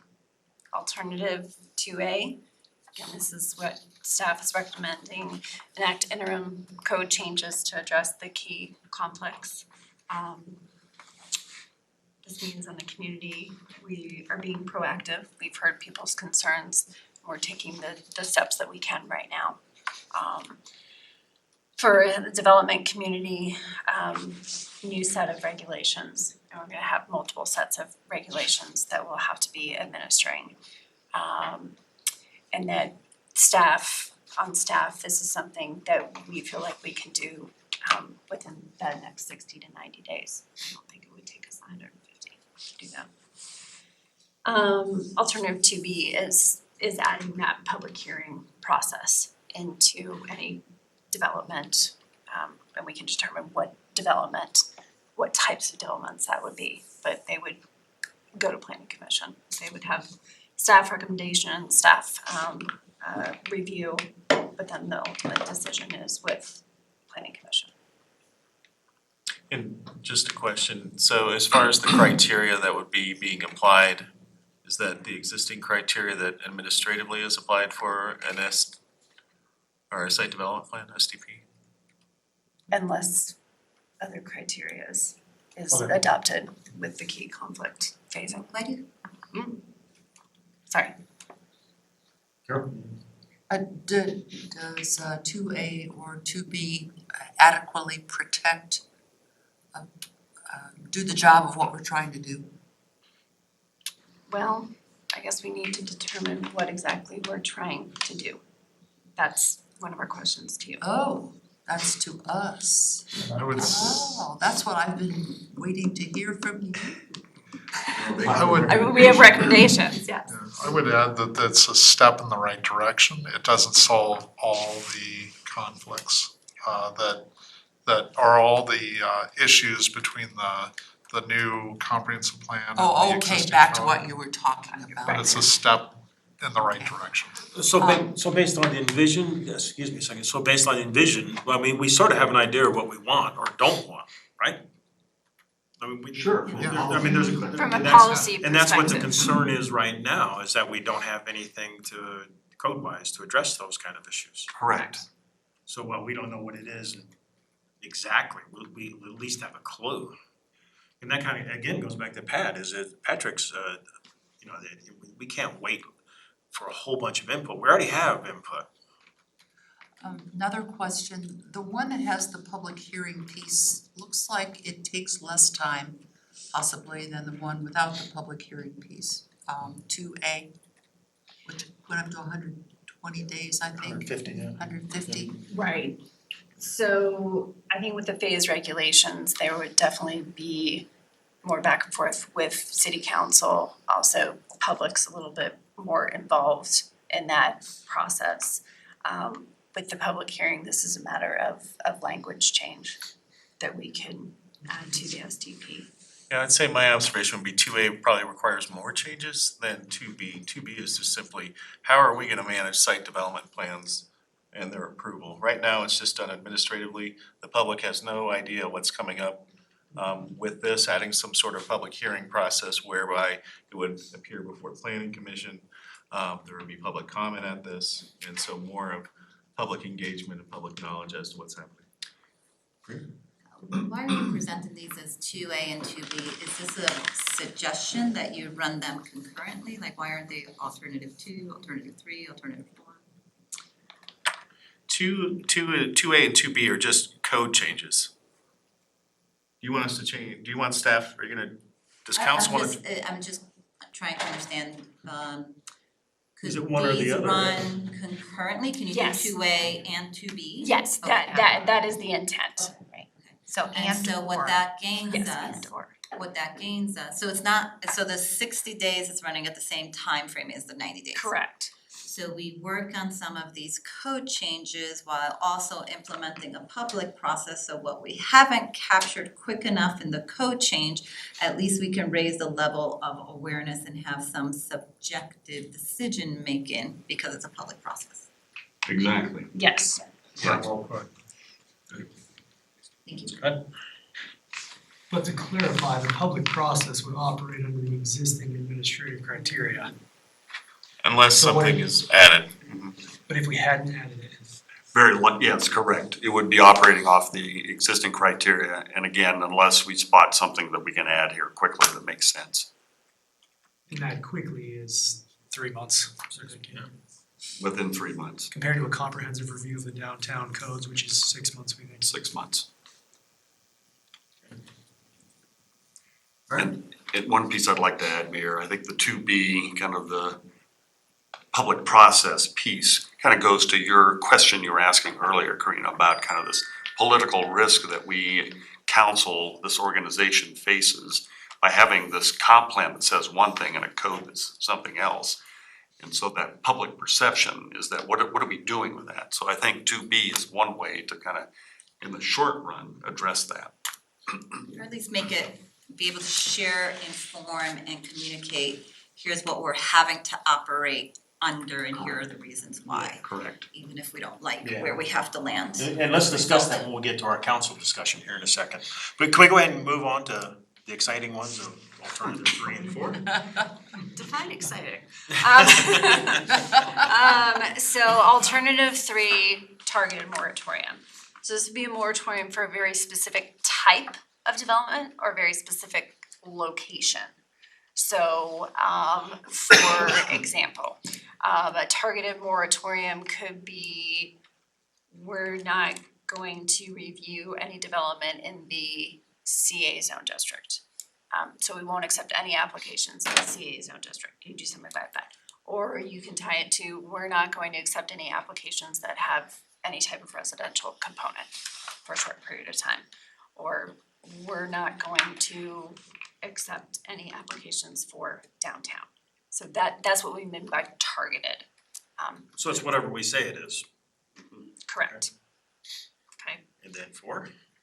And then 4 is a general moratorium. So this is So a whole thing. all downtown, so the thing we would have to do is define downtown. Why does it take 30 to 45 days just to implement a moratorium as opposed to immediate? That's our time limit. I didn't put defer to legal as to how long it would take to get a moratorium in place. Well, I didn't put the timelines together for this, and I was assuming with some of these other code changes in 2A and 2B, this would be something that would be done on our side, not through Kenneth Keys, is that correct? Correct. Okay, so I think the time frame initially shown in 2A and 2B could be pushed up a bit. And as far as a moratorium, that's probably something that's gonna happen by way of ordinance, so the actual drafting of a moratorium is not difficult. I mean, we can get that tomorrow or 2 days. We can It's simply simply ordinance. the public hearing process, so you're gonna have first reading, you're gonna have second reading, then you're gonna have 7 days from the ordinance to go into effect, so. Yeah, roughly, you're looking at, a month and a half before it would actually take effect. Even for the moratorium. For it to Because it's take not an effect. emergency. So it's not an emergency, so there is what's called the pending ordinance doctrine. So if, for example, there were something that council wanted to direct staff that we just can't see any of this we don't wanna see this type of development from public policy, public safety standpoint. We don't want you accepting any multifamily development in the downtown Littleton area. So the pending ordinance doctrine would say that as soon as we have that direction, we put that ordinance in place. Although council has not acted on it, it would direct staff not to accept any applications between that time from when we put it on the agenda to the time when it's actually voted on. So what they found by this is they don't want a race of people trying to go ahead and file applications just to get vested in terms of that. So that would not be a concern in terms of if there were direction given to staff about a particular type of development or a particular type of issue that has been being seen, to make sure that that doesn't come into play in the next month and a half. I had the same question as Karina. Okay. So, and then a moratorium is only for a certain period of time. Right, as far as the duration of a moratorium, generally about 180 days is about as far as the court is happy with, courts are happy with. Anything longer, people really start poking holes at the viability of your actual moratorium. So generally speaking, it's supposed to be for a finite period of time, the time in which you actually need something to happen. So for example, if we were going to get rules or regulations or a report from someone coming in at the end of February, it would make sense to say we need 90 days. Because that's when the report's gonna come in, that's when we'll be able to process this, that's when we'll be able to do further study in terms of the risks of this. So it has to be pretty finite in terms of the duration that you want it to last, really for only as long as you need it to last. And it has to be pretty specific in terms of what it is that you're prohibiting, and it has to apply uniformly. So you don't want it applying to one thing and not necessarily to something else that's just a tad bit different. So there is some nuance to the crafting of land use moratorium, but it's not overly difficult and it's not overly difficult to draft. It's also not what staff is recommending. Well, I think there's pros and cons, and I think that's kind of the purpose of this study session is to talk through that. You know, a moratorium for a property owner who's affected by that has a pretty strong connotation, strong meaning. Certainly for somebody who intends to develop something, it's another meaning. So I think it's not to be taken lightly about what the word means. That's why, you know, if a moratorium is being considered, I think it's probably alternative 3, something that's targeted, probably makes more sense. General is I think a little tougher for us to manage. If we targeted a moratorium to just downtown residential development, does that satisfy the sort of equal application test? If we didn't apply it to, say, commercial development downtown, does that make sense? As long as we're applying it equally to all residential proposals, that's fine, we don't have to also apply it to commercial development and so on.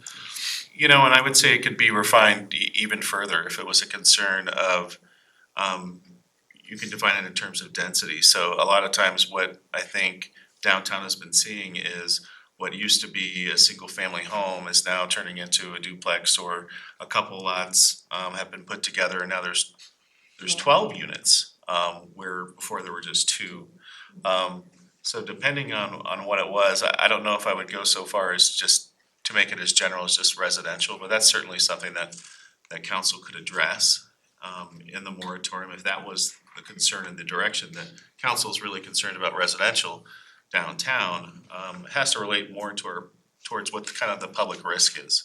How is that really changing the character or the composition of downtown? Is that increasing public health, public safety risks that suddenly, you know, a home is being scraped and redeveloped into the same single family home? Or is it a question of adding more people, adding more traffic, adding more drains on actual services that the city is providing? So we have to be a little bit clearer in terms of what is the risk that we're trying to avoid as a city, that this type of particular development is taxing our city on, if that makes sense. Anything else? Yeah. Pam? Are we taking questions now? But we're still, are you still presenting? Do you have any more? That's it, my discussion. All right, then let's go, Carol. Why is it that you are recommending 2 rather than 3? Or why are you recommending 2?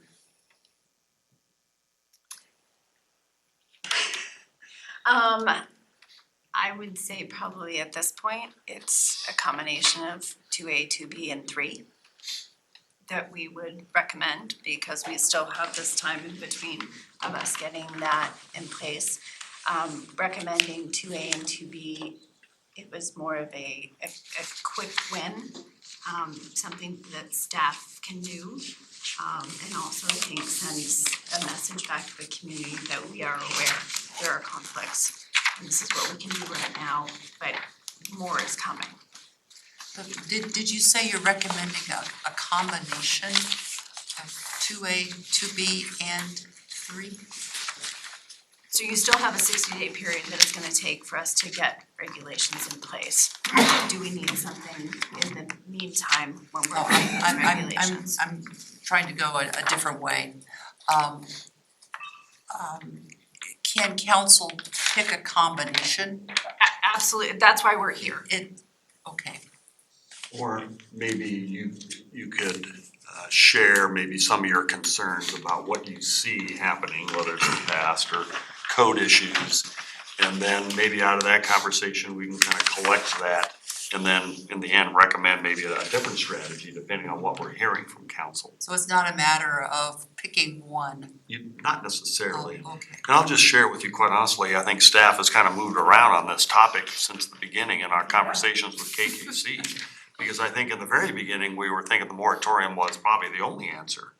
Well, later on, we were talking with KKC and how they recommended, or at least they've seen in other communities, let me say it that way, where they had some kind of a permitting process to kind of manage publicly some of these issues, kind of like alternative two, I guess, to some extent. So, okay, so we started hearing that, thinking, okay, well, there's probably a way to manage quick wins. So the list of issues that we listed, the 5, quite honestly are what staff wrestles with. That's what we see as the problem in processing. So that's why alternative 2 is probably more attractive to staff because we see these things every day. And so that's the quick wins we could address. And targeted moratorium, I think we still see as perhaps an alternative depending on kind of what we see as kind of the challenge here in the short run. Is it something a little bit more broader than simply the 5 that staff sees?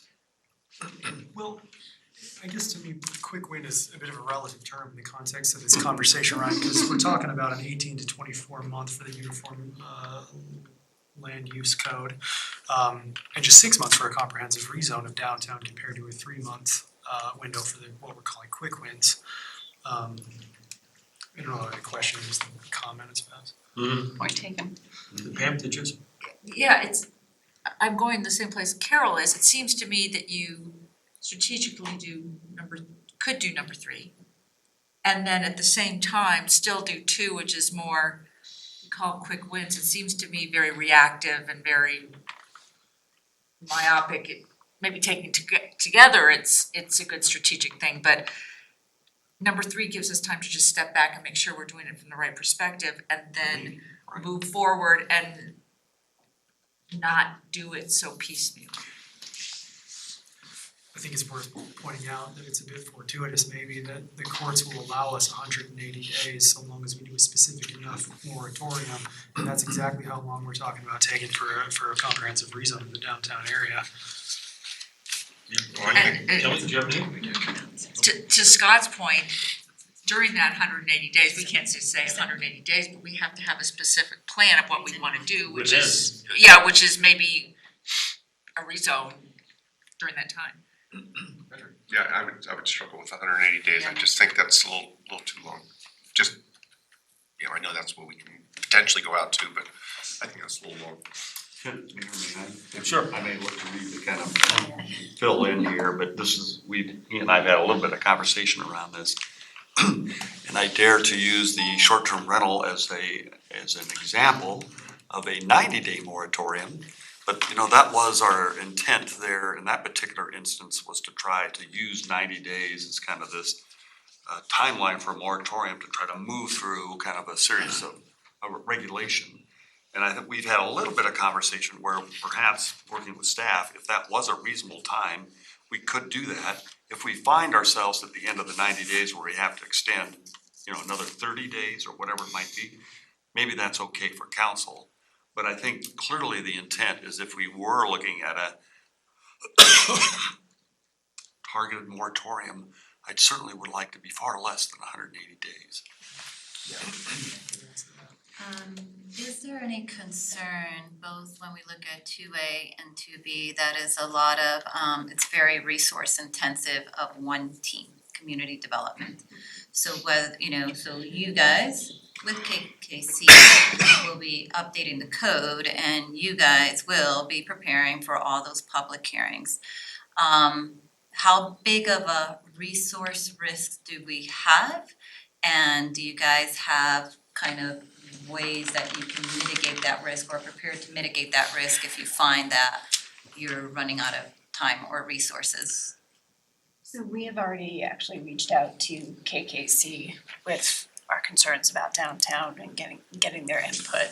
And we do have some financial resources to bring them into this equation sooner rather than later to help in drafting some type of ordinance or really looking at these temporary or phased regulations.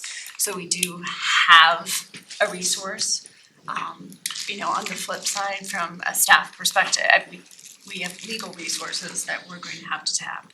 I mean, if we're talking specifically about just those five items right there, and the 2A and 2B options, I see the ability to knock out quite a few of those relatively easily. I'm staring at Michael. A lot of people. He's still smiling. I'm staring at the He deputy always city smiles, manager. so it's good. He's laughing now. When he so maybe stops that's a whole smiling, then I different know we've level. gone too far.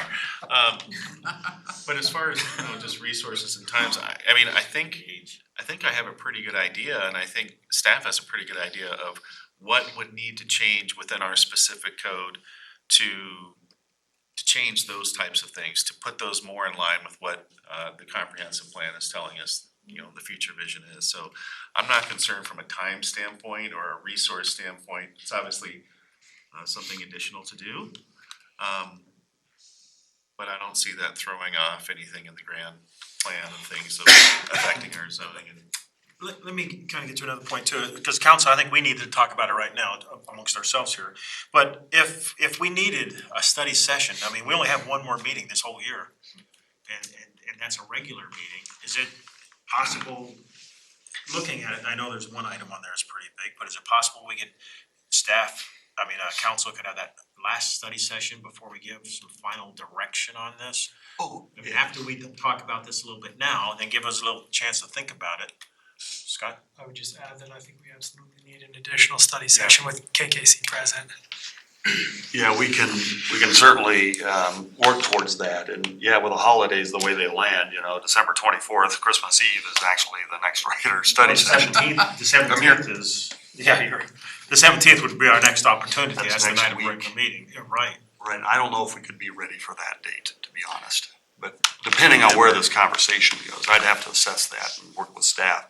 Because typically, reports, we have a retreat, we have staff retreat Thursday and Friday. So the ability to pull something off next week, that's an addition, I think would be very, very difficult. But that's not to say we couldn't find a special meeting date, some other day, we've done that in the past. I'm trying to avoid that around the holidays, I gotta be Absolutely, honest for a here. lot of Because I know a lot of us are gonna be gone. So then our next regular meeting is on the 7th, January 7th. Yeah, and I know you, Mayor, you and I. We also have a study session on January 7th. Correct. So that is a regular meeting date, January 7th, and that's probably gonna be my suggestion. Is, again, depending where the conversation goes, we have a regular meetings very short, only one or two items, simple issues. Then we had reserved the basic balance of the evening for a study session. Arts and Culture Commission, I think, was a piece of that. We could certainly add this tentatively here for that. Let's discuss this with council then. I think one thing we need to we're not making any decisions, first of all. We're just discussing it, but we will need to at least come up with some direction on the boundaries.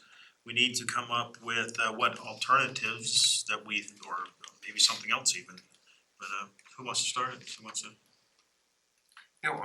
I liked staff's recommendation.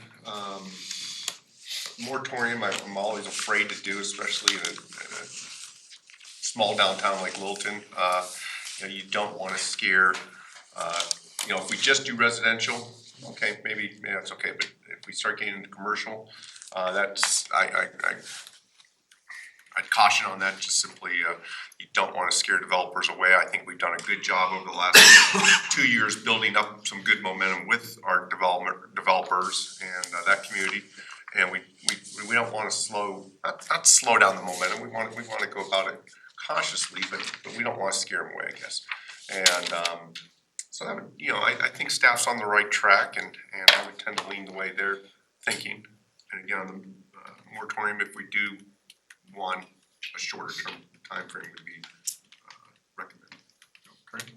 I'm with Pat, I'm okay with the recommendation of 2A, 2B, and 3 with the 3 having the caveat that it is targeted, not affecting commercial, and a short period of time of 90 days. I do wanna have, I guess, some follow-up on some recommendations of what targeted would look like. And potentially if there are some other areas that we may wanna bring into this boundary discussion. Carol, you have anything yet?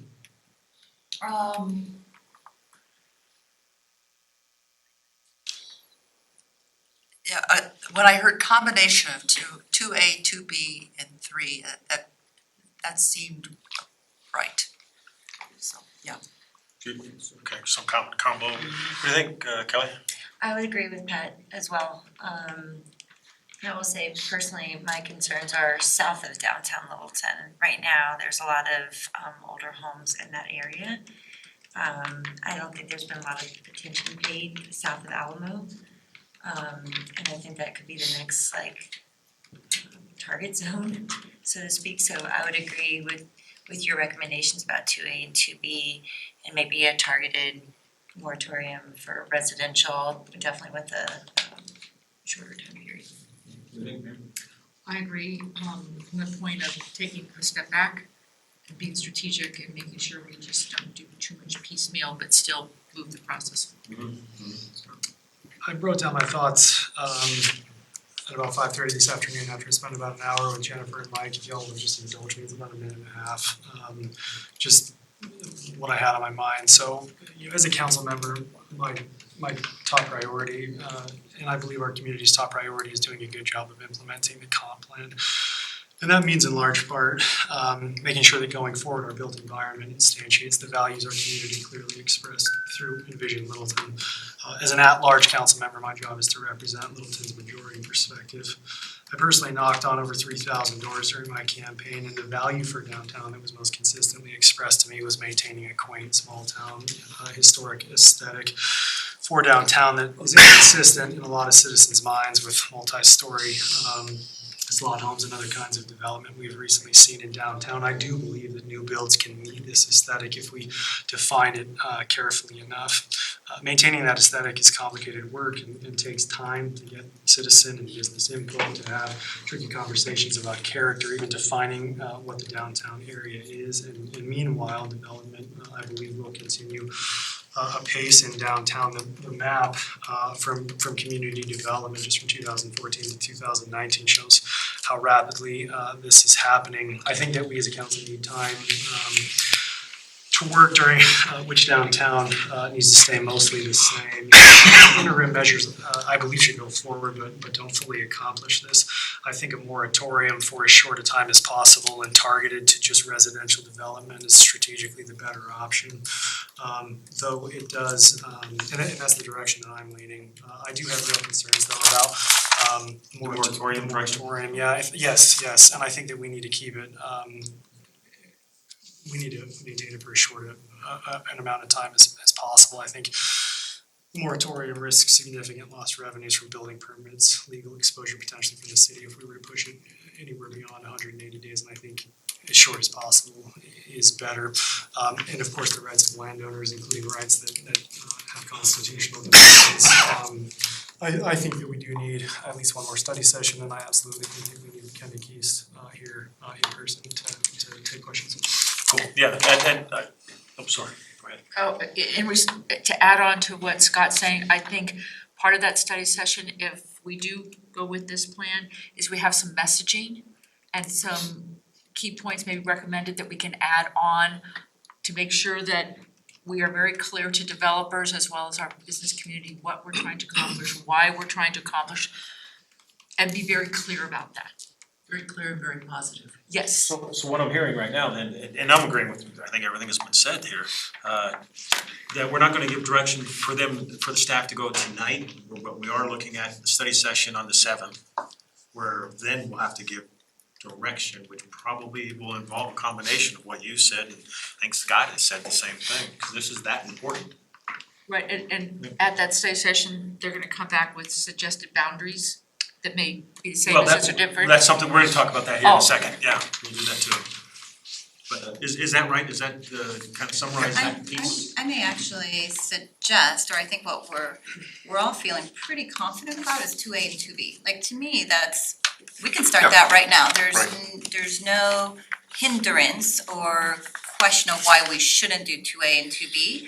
Where I had some more concerns or felt a need for a second study session is more understanding 3. So I would say I'm very confident in moving forward, or giving my recommendation that we move forward 2A and 2B tonight. I think that decision for me is clear. But yeah, because we don't have to hold up on any, we can give that kind of direction, Yeah. still. Right, let's not lose Come 2 to- weeks, you know. Come the 7th, we can still say, you know what, that's just, we need more time, period. I totally agree.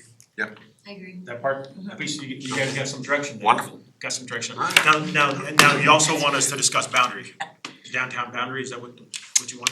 Yeah, I think, you know, if there is some conversation you wanna have about what to consider here, I think We can come up with some alternatives. yeah, we could evaluate that internally here and talk to Kenneth Keast about that. Get their The input. boundaries? Yeah, and then maybe report back on Okay. the 7th.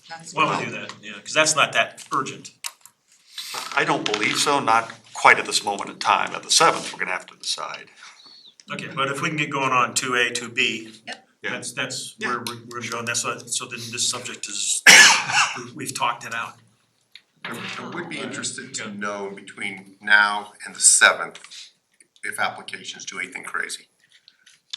We will track that. Yeah. Cool. For sure. Alright, So can That's I watching this. recap what I think I've Alright. heard, just so I make yeah, sure? for all of us. Okay, so you're asking for an additional study session. That study session is going to be on the 7th. If possible, you would like KKC to be here? Absolutely. Or a Zoom meeting or something else, physically But meeting. we may have to do that. They're based in Houston, but we'll see what their availability, Right. obviously it's better in person. I think we probably need to just chat about what they would do versus what we might do Right. internally So there's some with value this step. bringing I here. mean, there's obviously involvement in the other steps, but Yeah, But that's something on your side. Sure, we'll report back Okay, on that all right, conversation all right. with them. So on the 7th, we're going to be working with legal, all of us will work on very specific proposed language to start on how we're gonna implement 2A and 2B. Yeah, So that's specific. and I think also language. maybe some advice on whether or not we need to do this, a moratorium of any sort.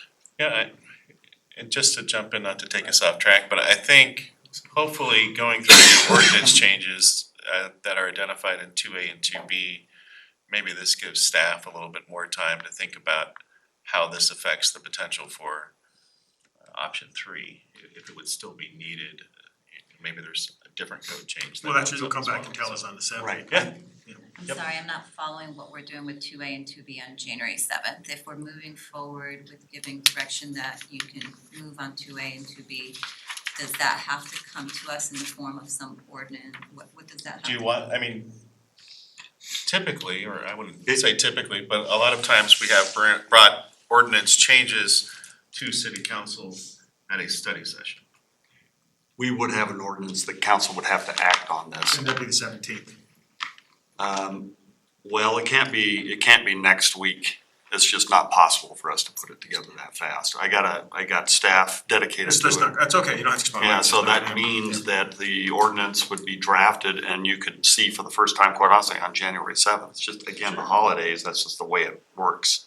So January 7th would be your opportunity to see the ordinance as it relates to 2A and 2B. Then I think what I'm hearing is that we will work staff, city attorney's office, to see what option 3, the targeted moratorium, would gain us. What is it that we're missing that maybe the moratorium could kind of target for us here? And so we'll have that discussion and share with you what that would look like in the timeline.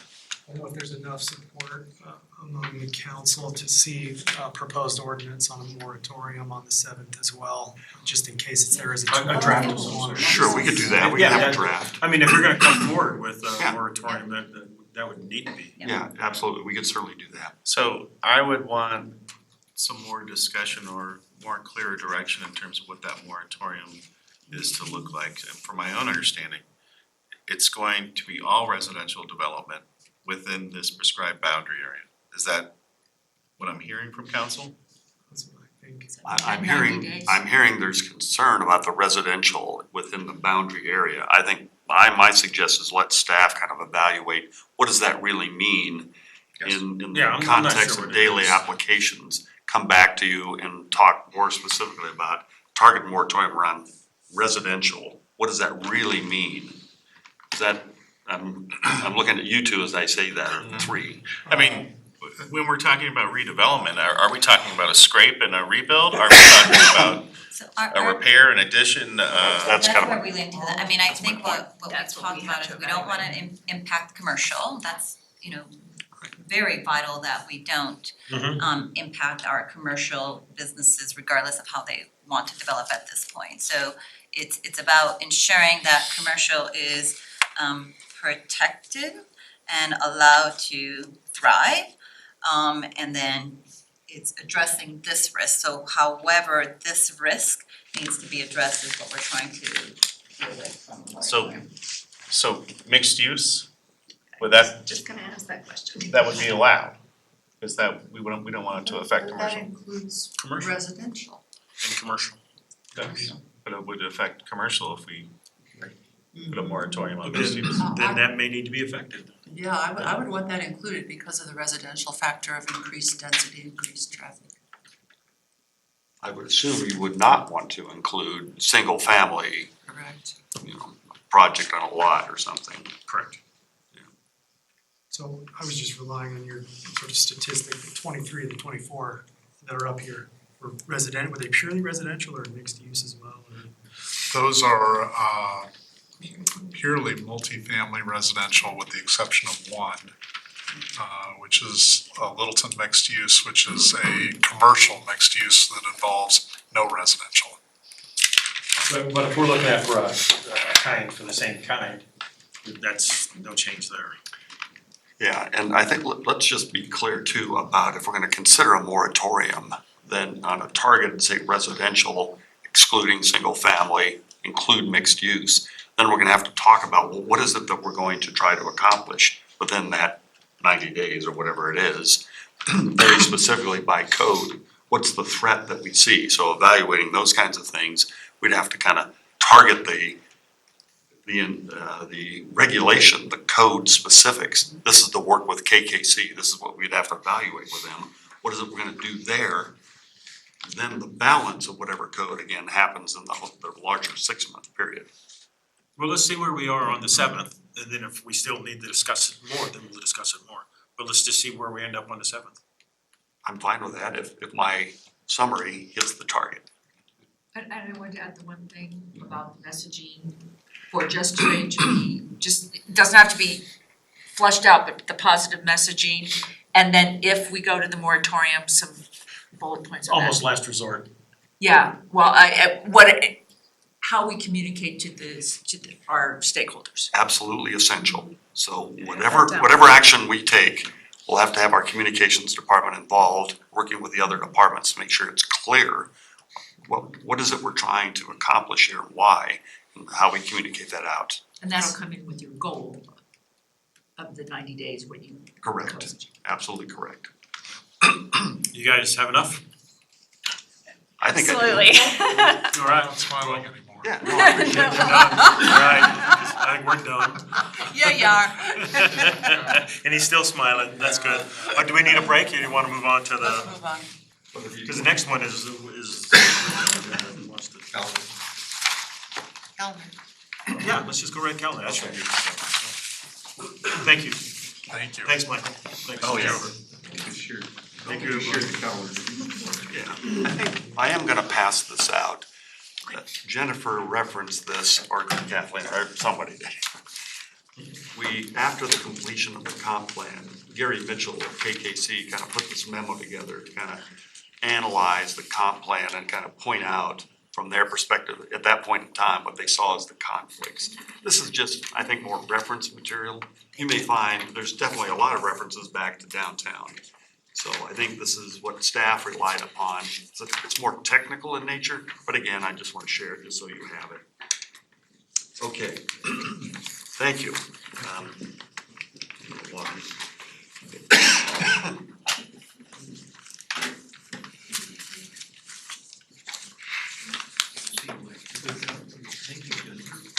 Okay.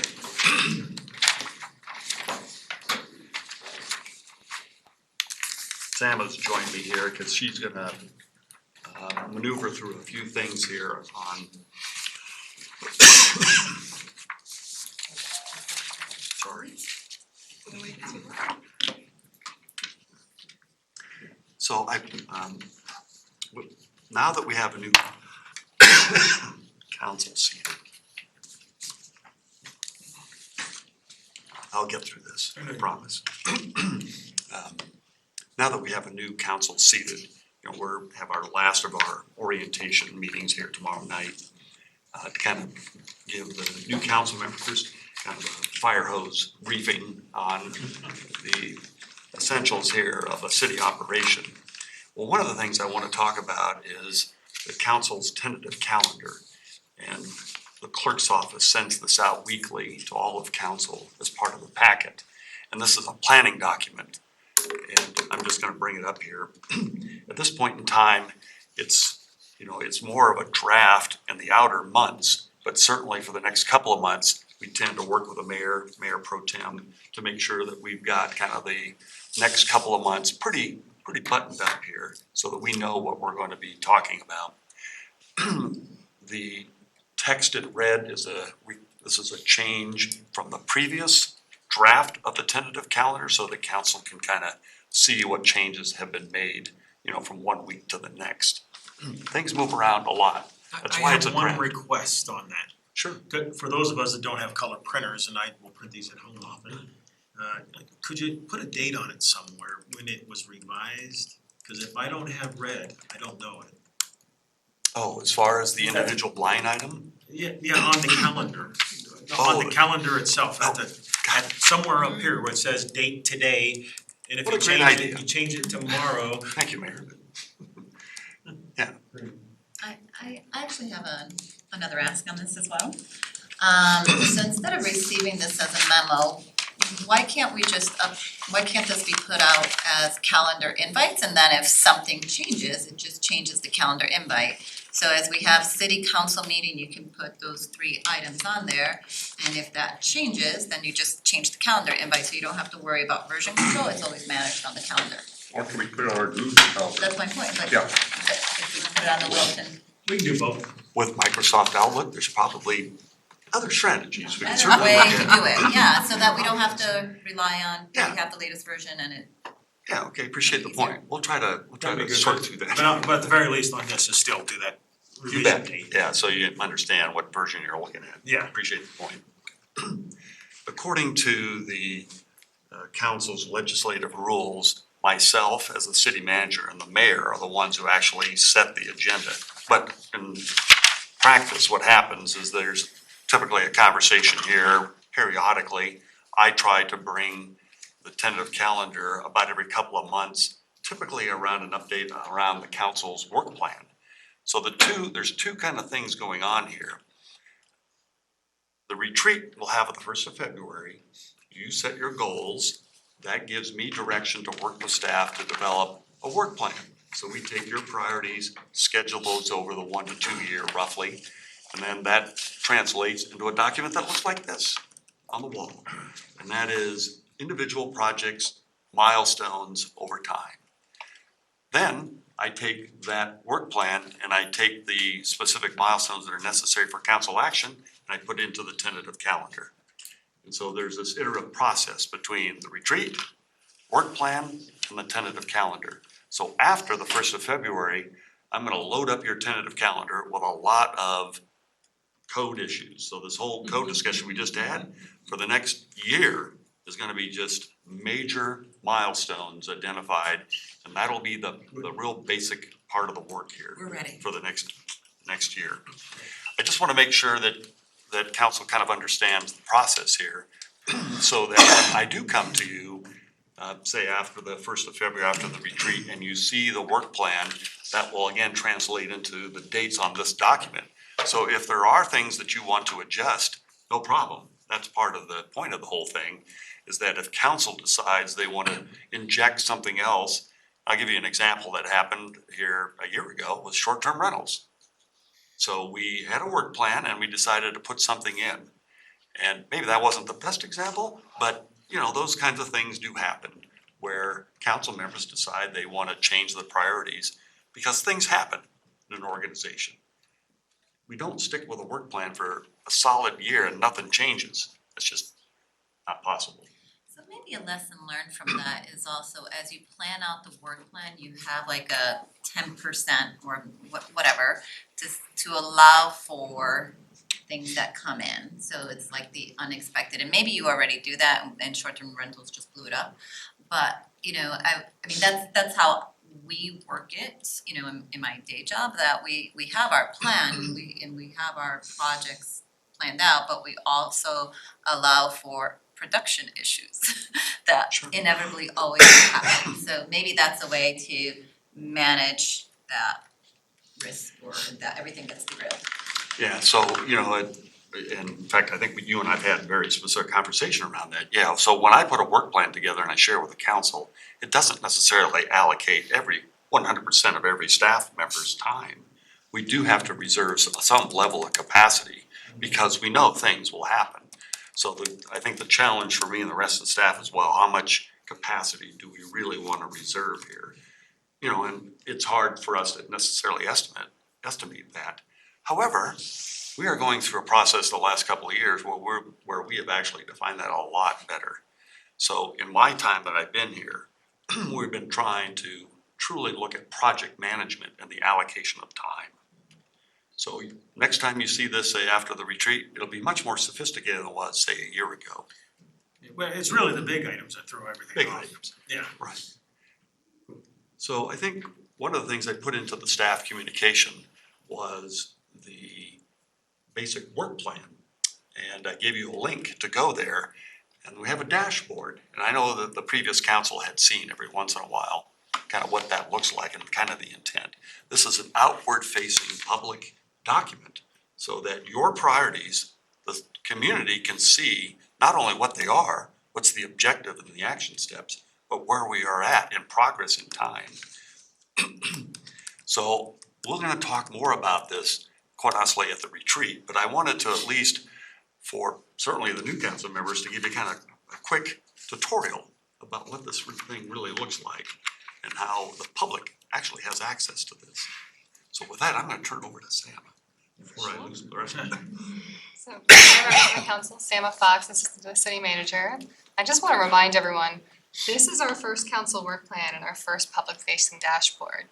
This went live last July, and that's a big step for us. We always have to remember that. I'm going to start from the beginning. Where do you find this? So on our City of Littleton website, it's connected to City Council. And there's a little bit of a delay on the screen, so bear with me. 2019 goals and objectives. Hey, Patrick. And then you can see this blue bar is where you get to your 2020 council work plan. So if you click that, it'll open up a new page for you, and I'm just gonna click over because of the delay. So this is the first front page of the council work plan. This is high level information, so each of your goals, what that goal means, so what's the definition we put behind that? What are the objectives for each of the goals? And then what's our progress on these objectives? So if you look at Envision Littleton, for example, we've got an objective that's not started. We've got 50% of our objectives in process and 33% of them have been completed. And for a 2-year work plan, that's pretty good. If you want to click in here a little bit more, see more about maybe Goal 1 Envision Littleton, you can scroll up and click that Goal 1. There we go, it's catching up. And you can come in here and you can really see more detail about the action steps. So each goal is broken out by objectives and action steps of how we're going to meet that goal. In this, when you come in, at the top of the screen you have your objectives again, but you can scroll through all of the different action steps here and you can see in a couple of different ways the progress we're making on them. One of the things I like is this little pie chart where you can see the progress we've made on each of the action steps involved, and you can play with it a little bit. It's interactive, so I can see of the things we've started, we've completed 72% of them. If I scroll down, we've got the Gantt chart. Then you guys are getting to know Mark, we can't do anything without a Gantt chart. Whoa, Thank you, Mayor. So in this Gantt chart, just gonna pull this over just a little bit. You can see each of the objectives lined out with their action steps under them, the status for that action step and the time frame. And then you can see it mapped out over the next year. So you can get an idea as you kind of scroll through this of what we've got coming up and what we've got in progress and what we've completed already. Now at the bottom of this, we have our public meetings and events coming up in the next 30 days. When you click into these, you'll notice that they are not showing anything right now. It's because the next 30 days involve a lot of holidays. There's not a lot of council meetings where we're handling this type of business. But you will see, especially as summer starts coming up, the public engagement opportunities will pop up here, the public hearings will pop up here, all of that. So all the code items we just talked about, they'll all have public meetings popping up on this. So will they be another line item under here? They will be a line item under here, so you'll see this bottom table fill in. It just happens to be blank right now. Well, like last July would have been, Very long. pages. Are you gonna create?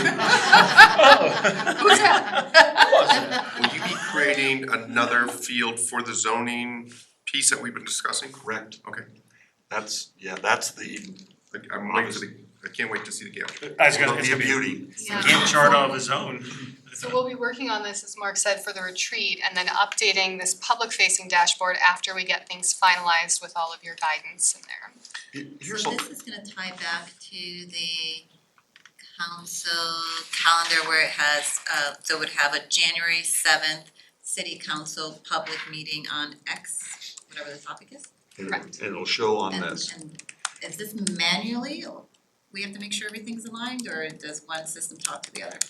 It's manual right now, the council calendar system does not talk to it at the moment. One of the reasons why we want Outlook is we have more flexibility to do those kind of things. Google And did we're not allow that. Exploring those options. Right. And I just wanna put a plug in for why this is important.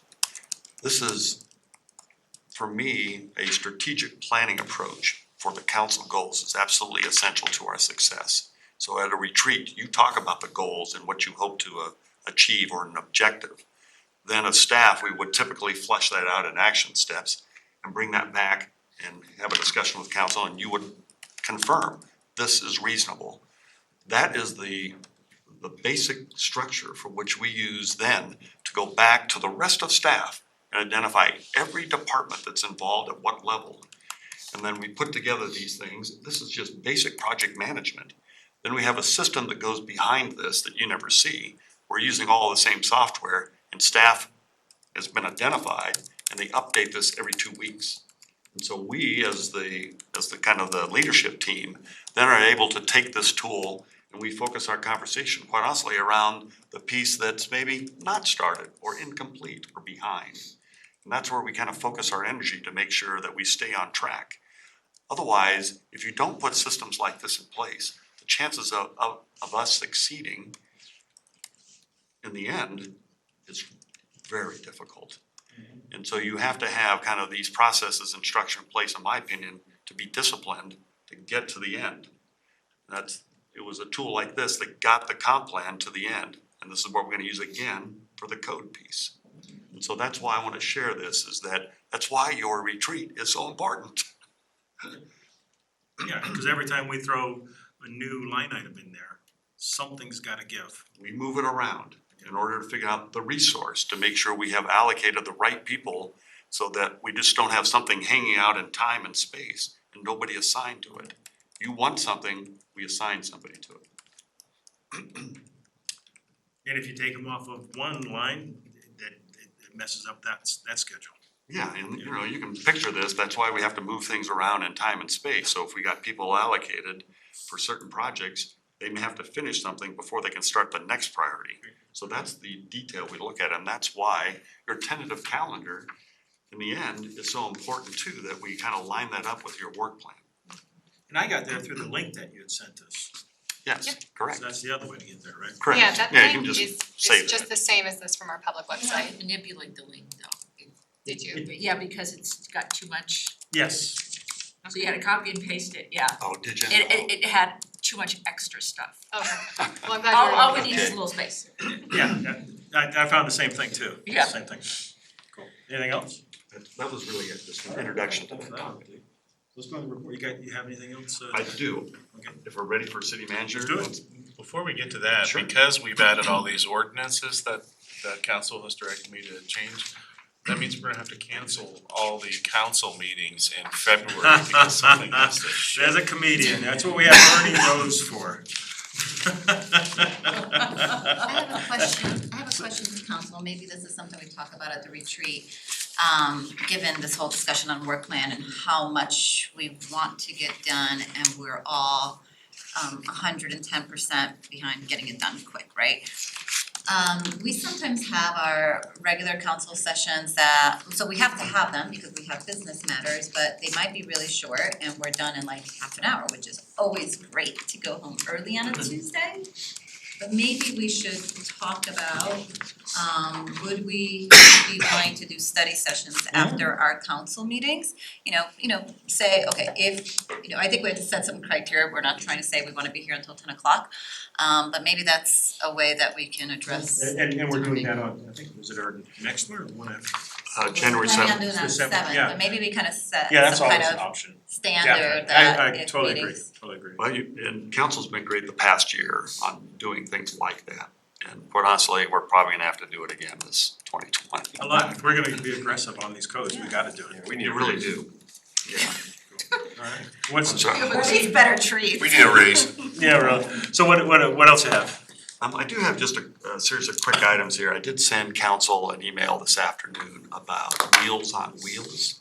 And again, if you didn't have time to read it, I fully understand it.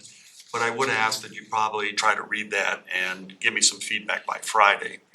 The point of it is that I am suggesting that we allocate $25,000 from our CDBG funding for their capital program to pay for this building they bought.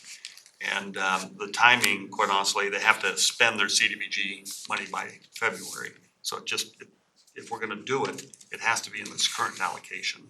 Otherwise, we've lost the opportunity to use CDBG funding anyways. So Is again, that something you can put on the calendar, we can do a formal action on the 17th? you don't need a formal action. If I have everybody's is in agreement with that, all they require is a letter from the city manager asking for the amendment. Well, let's just give everybody a chance to review it and think about it and. Can we just reply to you then? An email? Please, The yeah, email will just work? in an email. Okay. If Email you- to you Please. and Sama. Yeah, and I will copy all of council with kind of the Exactly. outcome of this. Exactly. If you want formal action, you can. You No, just we don't don't need to. it, no. And that money would come from, CDBG, it's a federal, if you read the email, this will be clear, but Right. it's a federal program. Okay. Federal funds, lots of strings tied to it. Meals on Wheels is very clear, they understand what this means on the administration of a federal grant. But it's they who have to do that. They have to do that. Alright, yeah, gotcha. so so back by Friday noon. Please.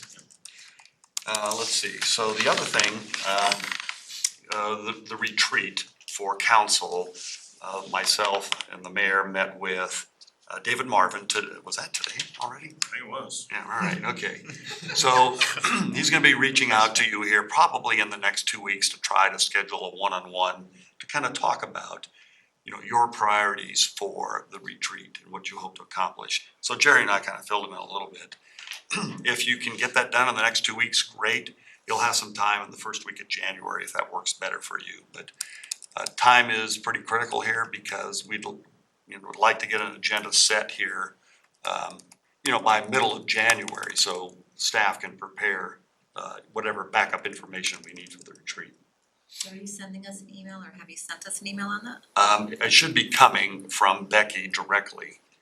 If it hasn't, it may have already gone out, it's possible. I didn't see it. Okay, you'll see it then tomorrow. So David Marvin and Becky talked here this afternoon, so you'll start to get that request. Okay. There is a budget amendment that I'm gonna place on next week's consent calendar. And this is to move, this is required by charter and our budget process to move money from one department to another. There is no impact financially. It's just required by the charter for us to do this. And quite honestly, it's the funding that we had for Kathleen that was in community development and public works got moved over to the city manager's office. And it's just a formality. And so you'll see the staff communication, it's pretty self-explanatory, but I at least want to give you a heads up on that. It was in all the budget discussion, all the documents that we did with the budget process with council. And it's also stated in there in the final budget document, so formality. Okay, the Mayor Act had discussed with me a possibility of changing the format of the regular meeting. And so I'm gonna hand out to you a draft of what myself, the mayor, Mayor Pro Tem actually discussed here. In essence, what it's doing is it's moving the comments and reports at the beginning of the meeting as opposed to the end. Actually, the city, oh, I'm sorry, this is a copy for you. The city actually did this a few years ago, so this is, in essence, we're going back to the future. I like that, and good thinking there, Jerry. I think a lot of people tune out by the time meeting's over, and it's nice for us, at least to be able to report. Yeah, cause what you have to say is, the only reason you're gonna say it is cause it's important.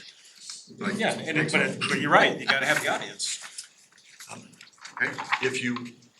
I'd like to use this for the next regular meeting here next week. And in order for that to really happen, you would have to share with me any reservations that you may have, or myself and the mayor anyways, by tomorrow at noon. Sorry for the short time. It's gotta be posted. It's gotta be posted. Yeah. I'm just pointing out in particular this last sentence of paragraph 6, I think you have. Oh, yeah. Or something. Yeah, thank you.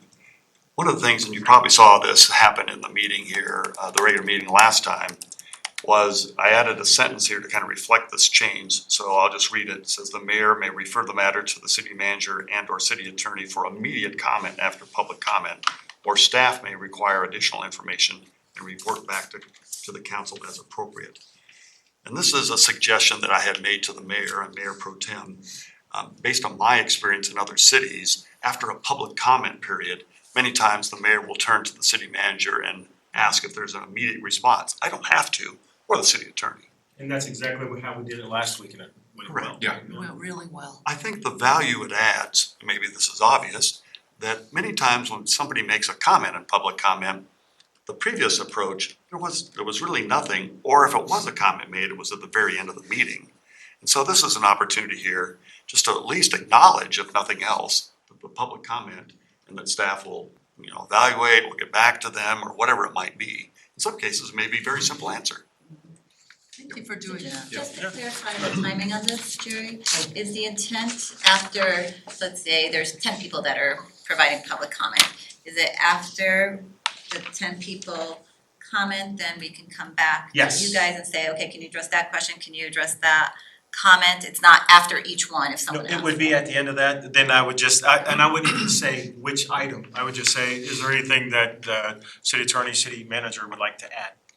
And oftentimes we may have to get back to whoever that person is, but I think it's really if we can answer the question contemporaneously from when it's being asked, or at least provide some affirmation that we've heard you. Sure. Right. But the public hears it. Where we've provided some next steps in terms of how that works. Right, and the public hears it, because as you know, when they answer some citizen online or phone call, our listening audience, they don't know that. Sure. So I think it's a good way to handle it, when possible. I think this is excellent in terms of listening. Does that also mean if you have to research something, you might come back a week later and say, last week we had a public comment and it's been researched and the answer's been given to that citizen or whatever? Right, under city manager comments or city attorney comments, we'll come back and kind of address that publicly. And we've done that, we've done that before, we've done some of this, But we stopped this actually. past year or two. Did we? also. Yeah. Well, There we was still- there was probably hit still- and miss this past year, but this formalizes, I guess. I like to formalize.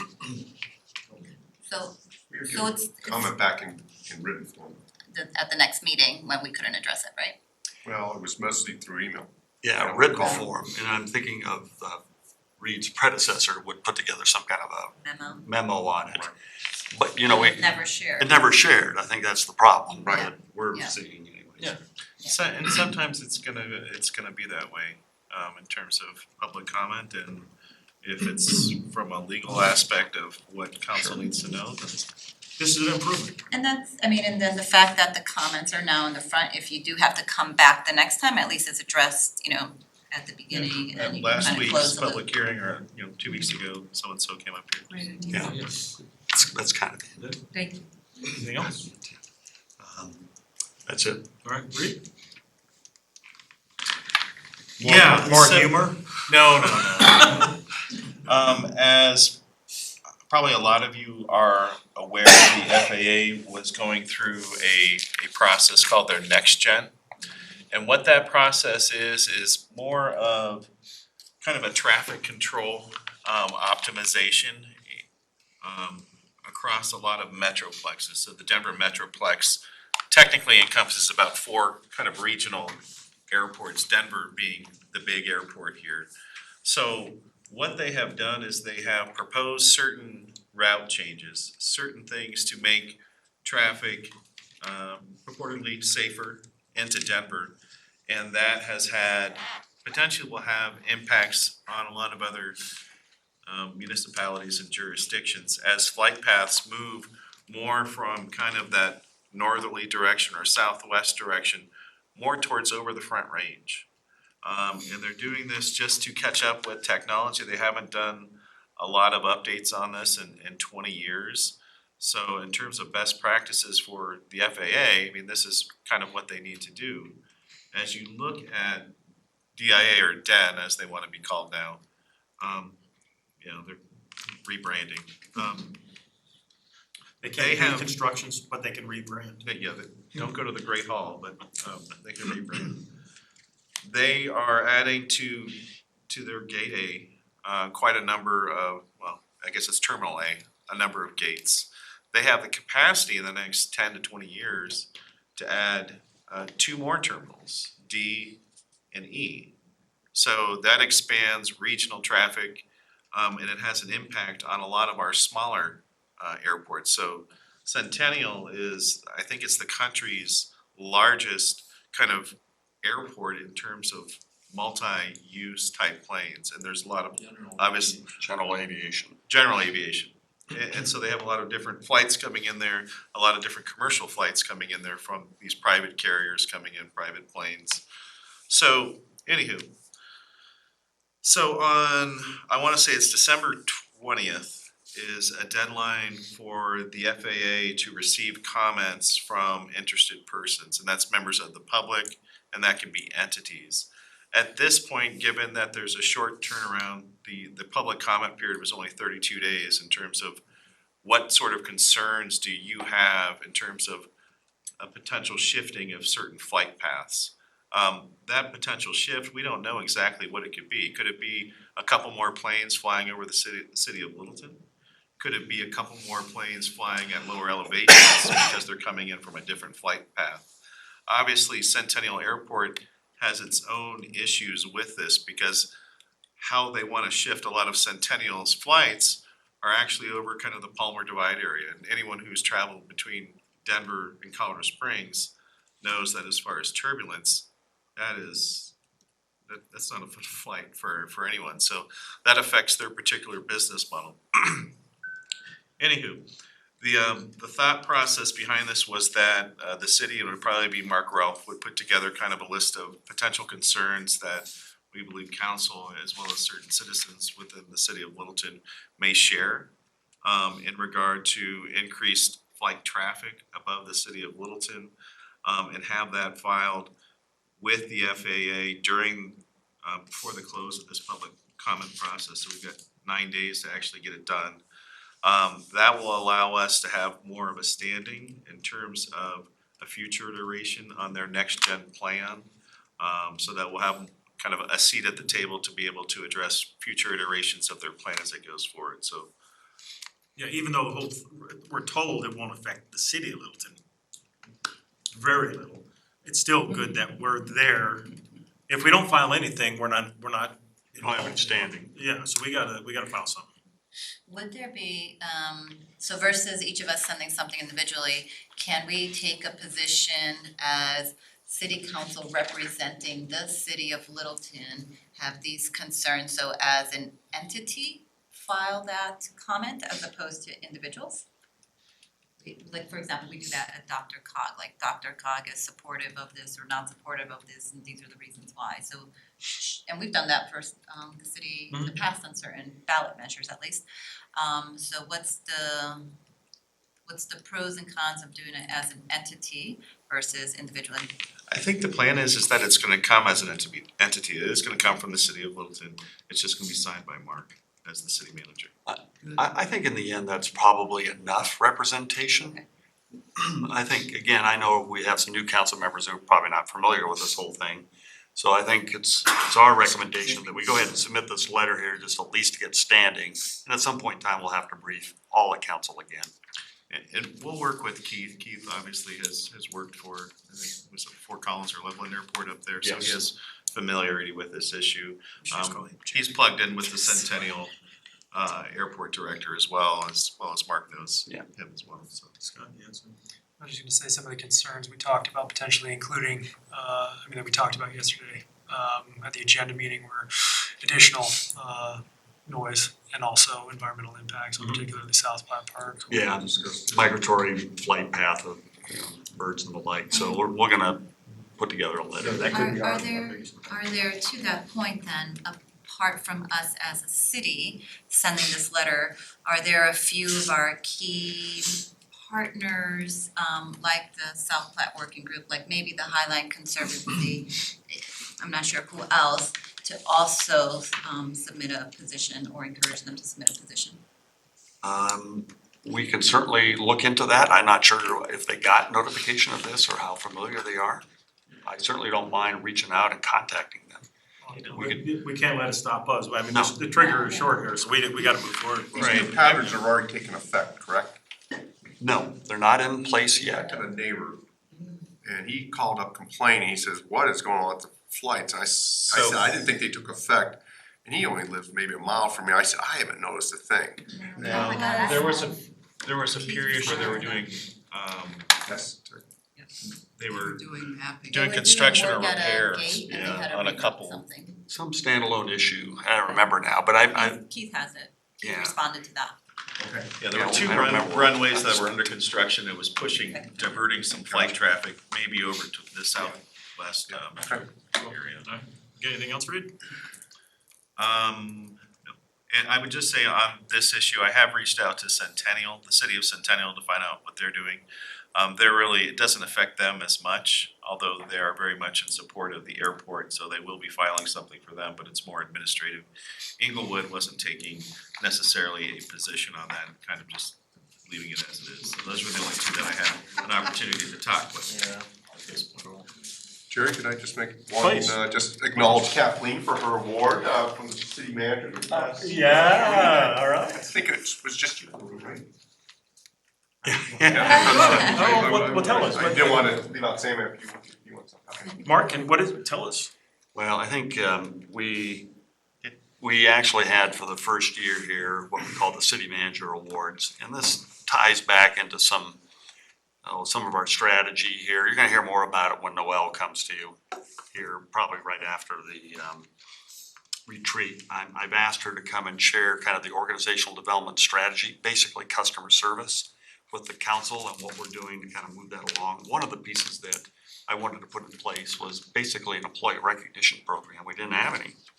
And so the City Manager Awards was one way to kind of let employees kind of propose, nominate Employee of the Year, Leader of the Year, Safety Award, Team of the Year. And I have to tell you, we had over 60 submittals for this. Wow. And boy, it went way beyond my expectations. And we had a great time.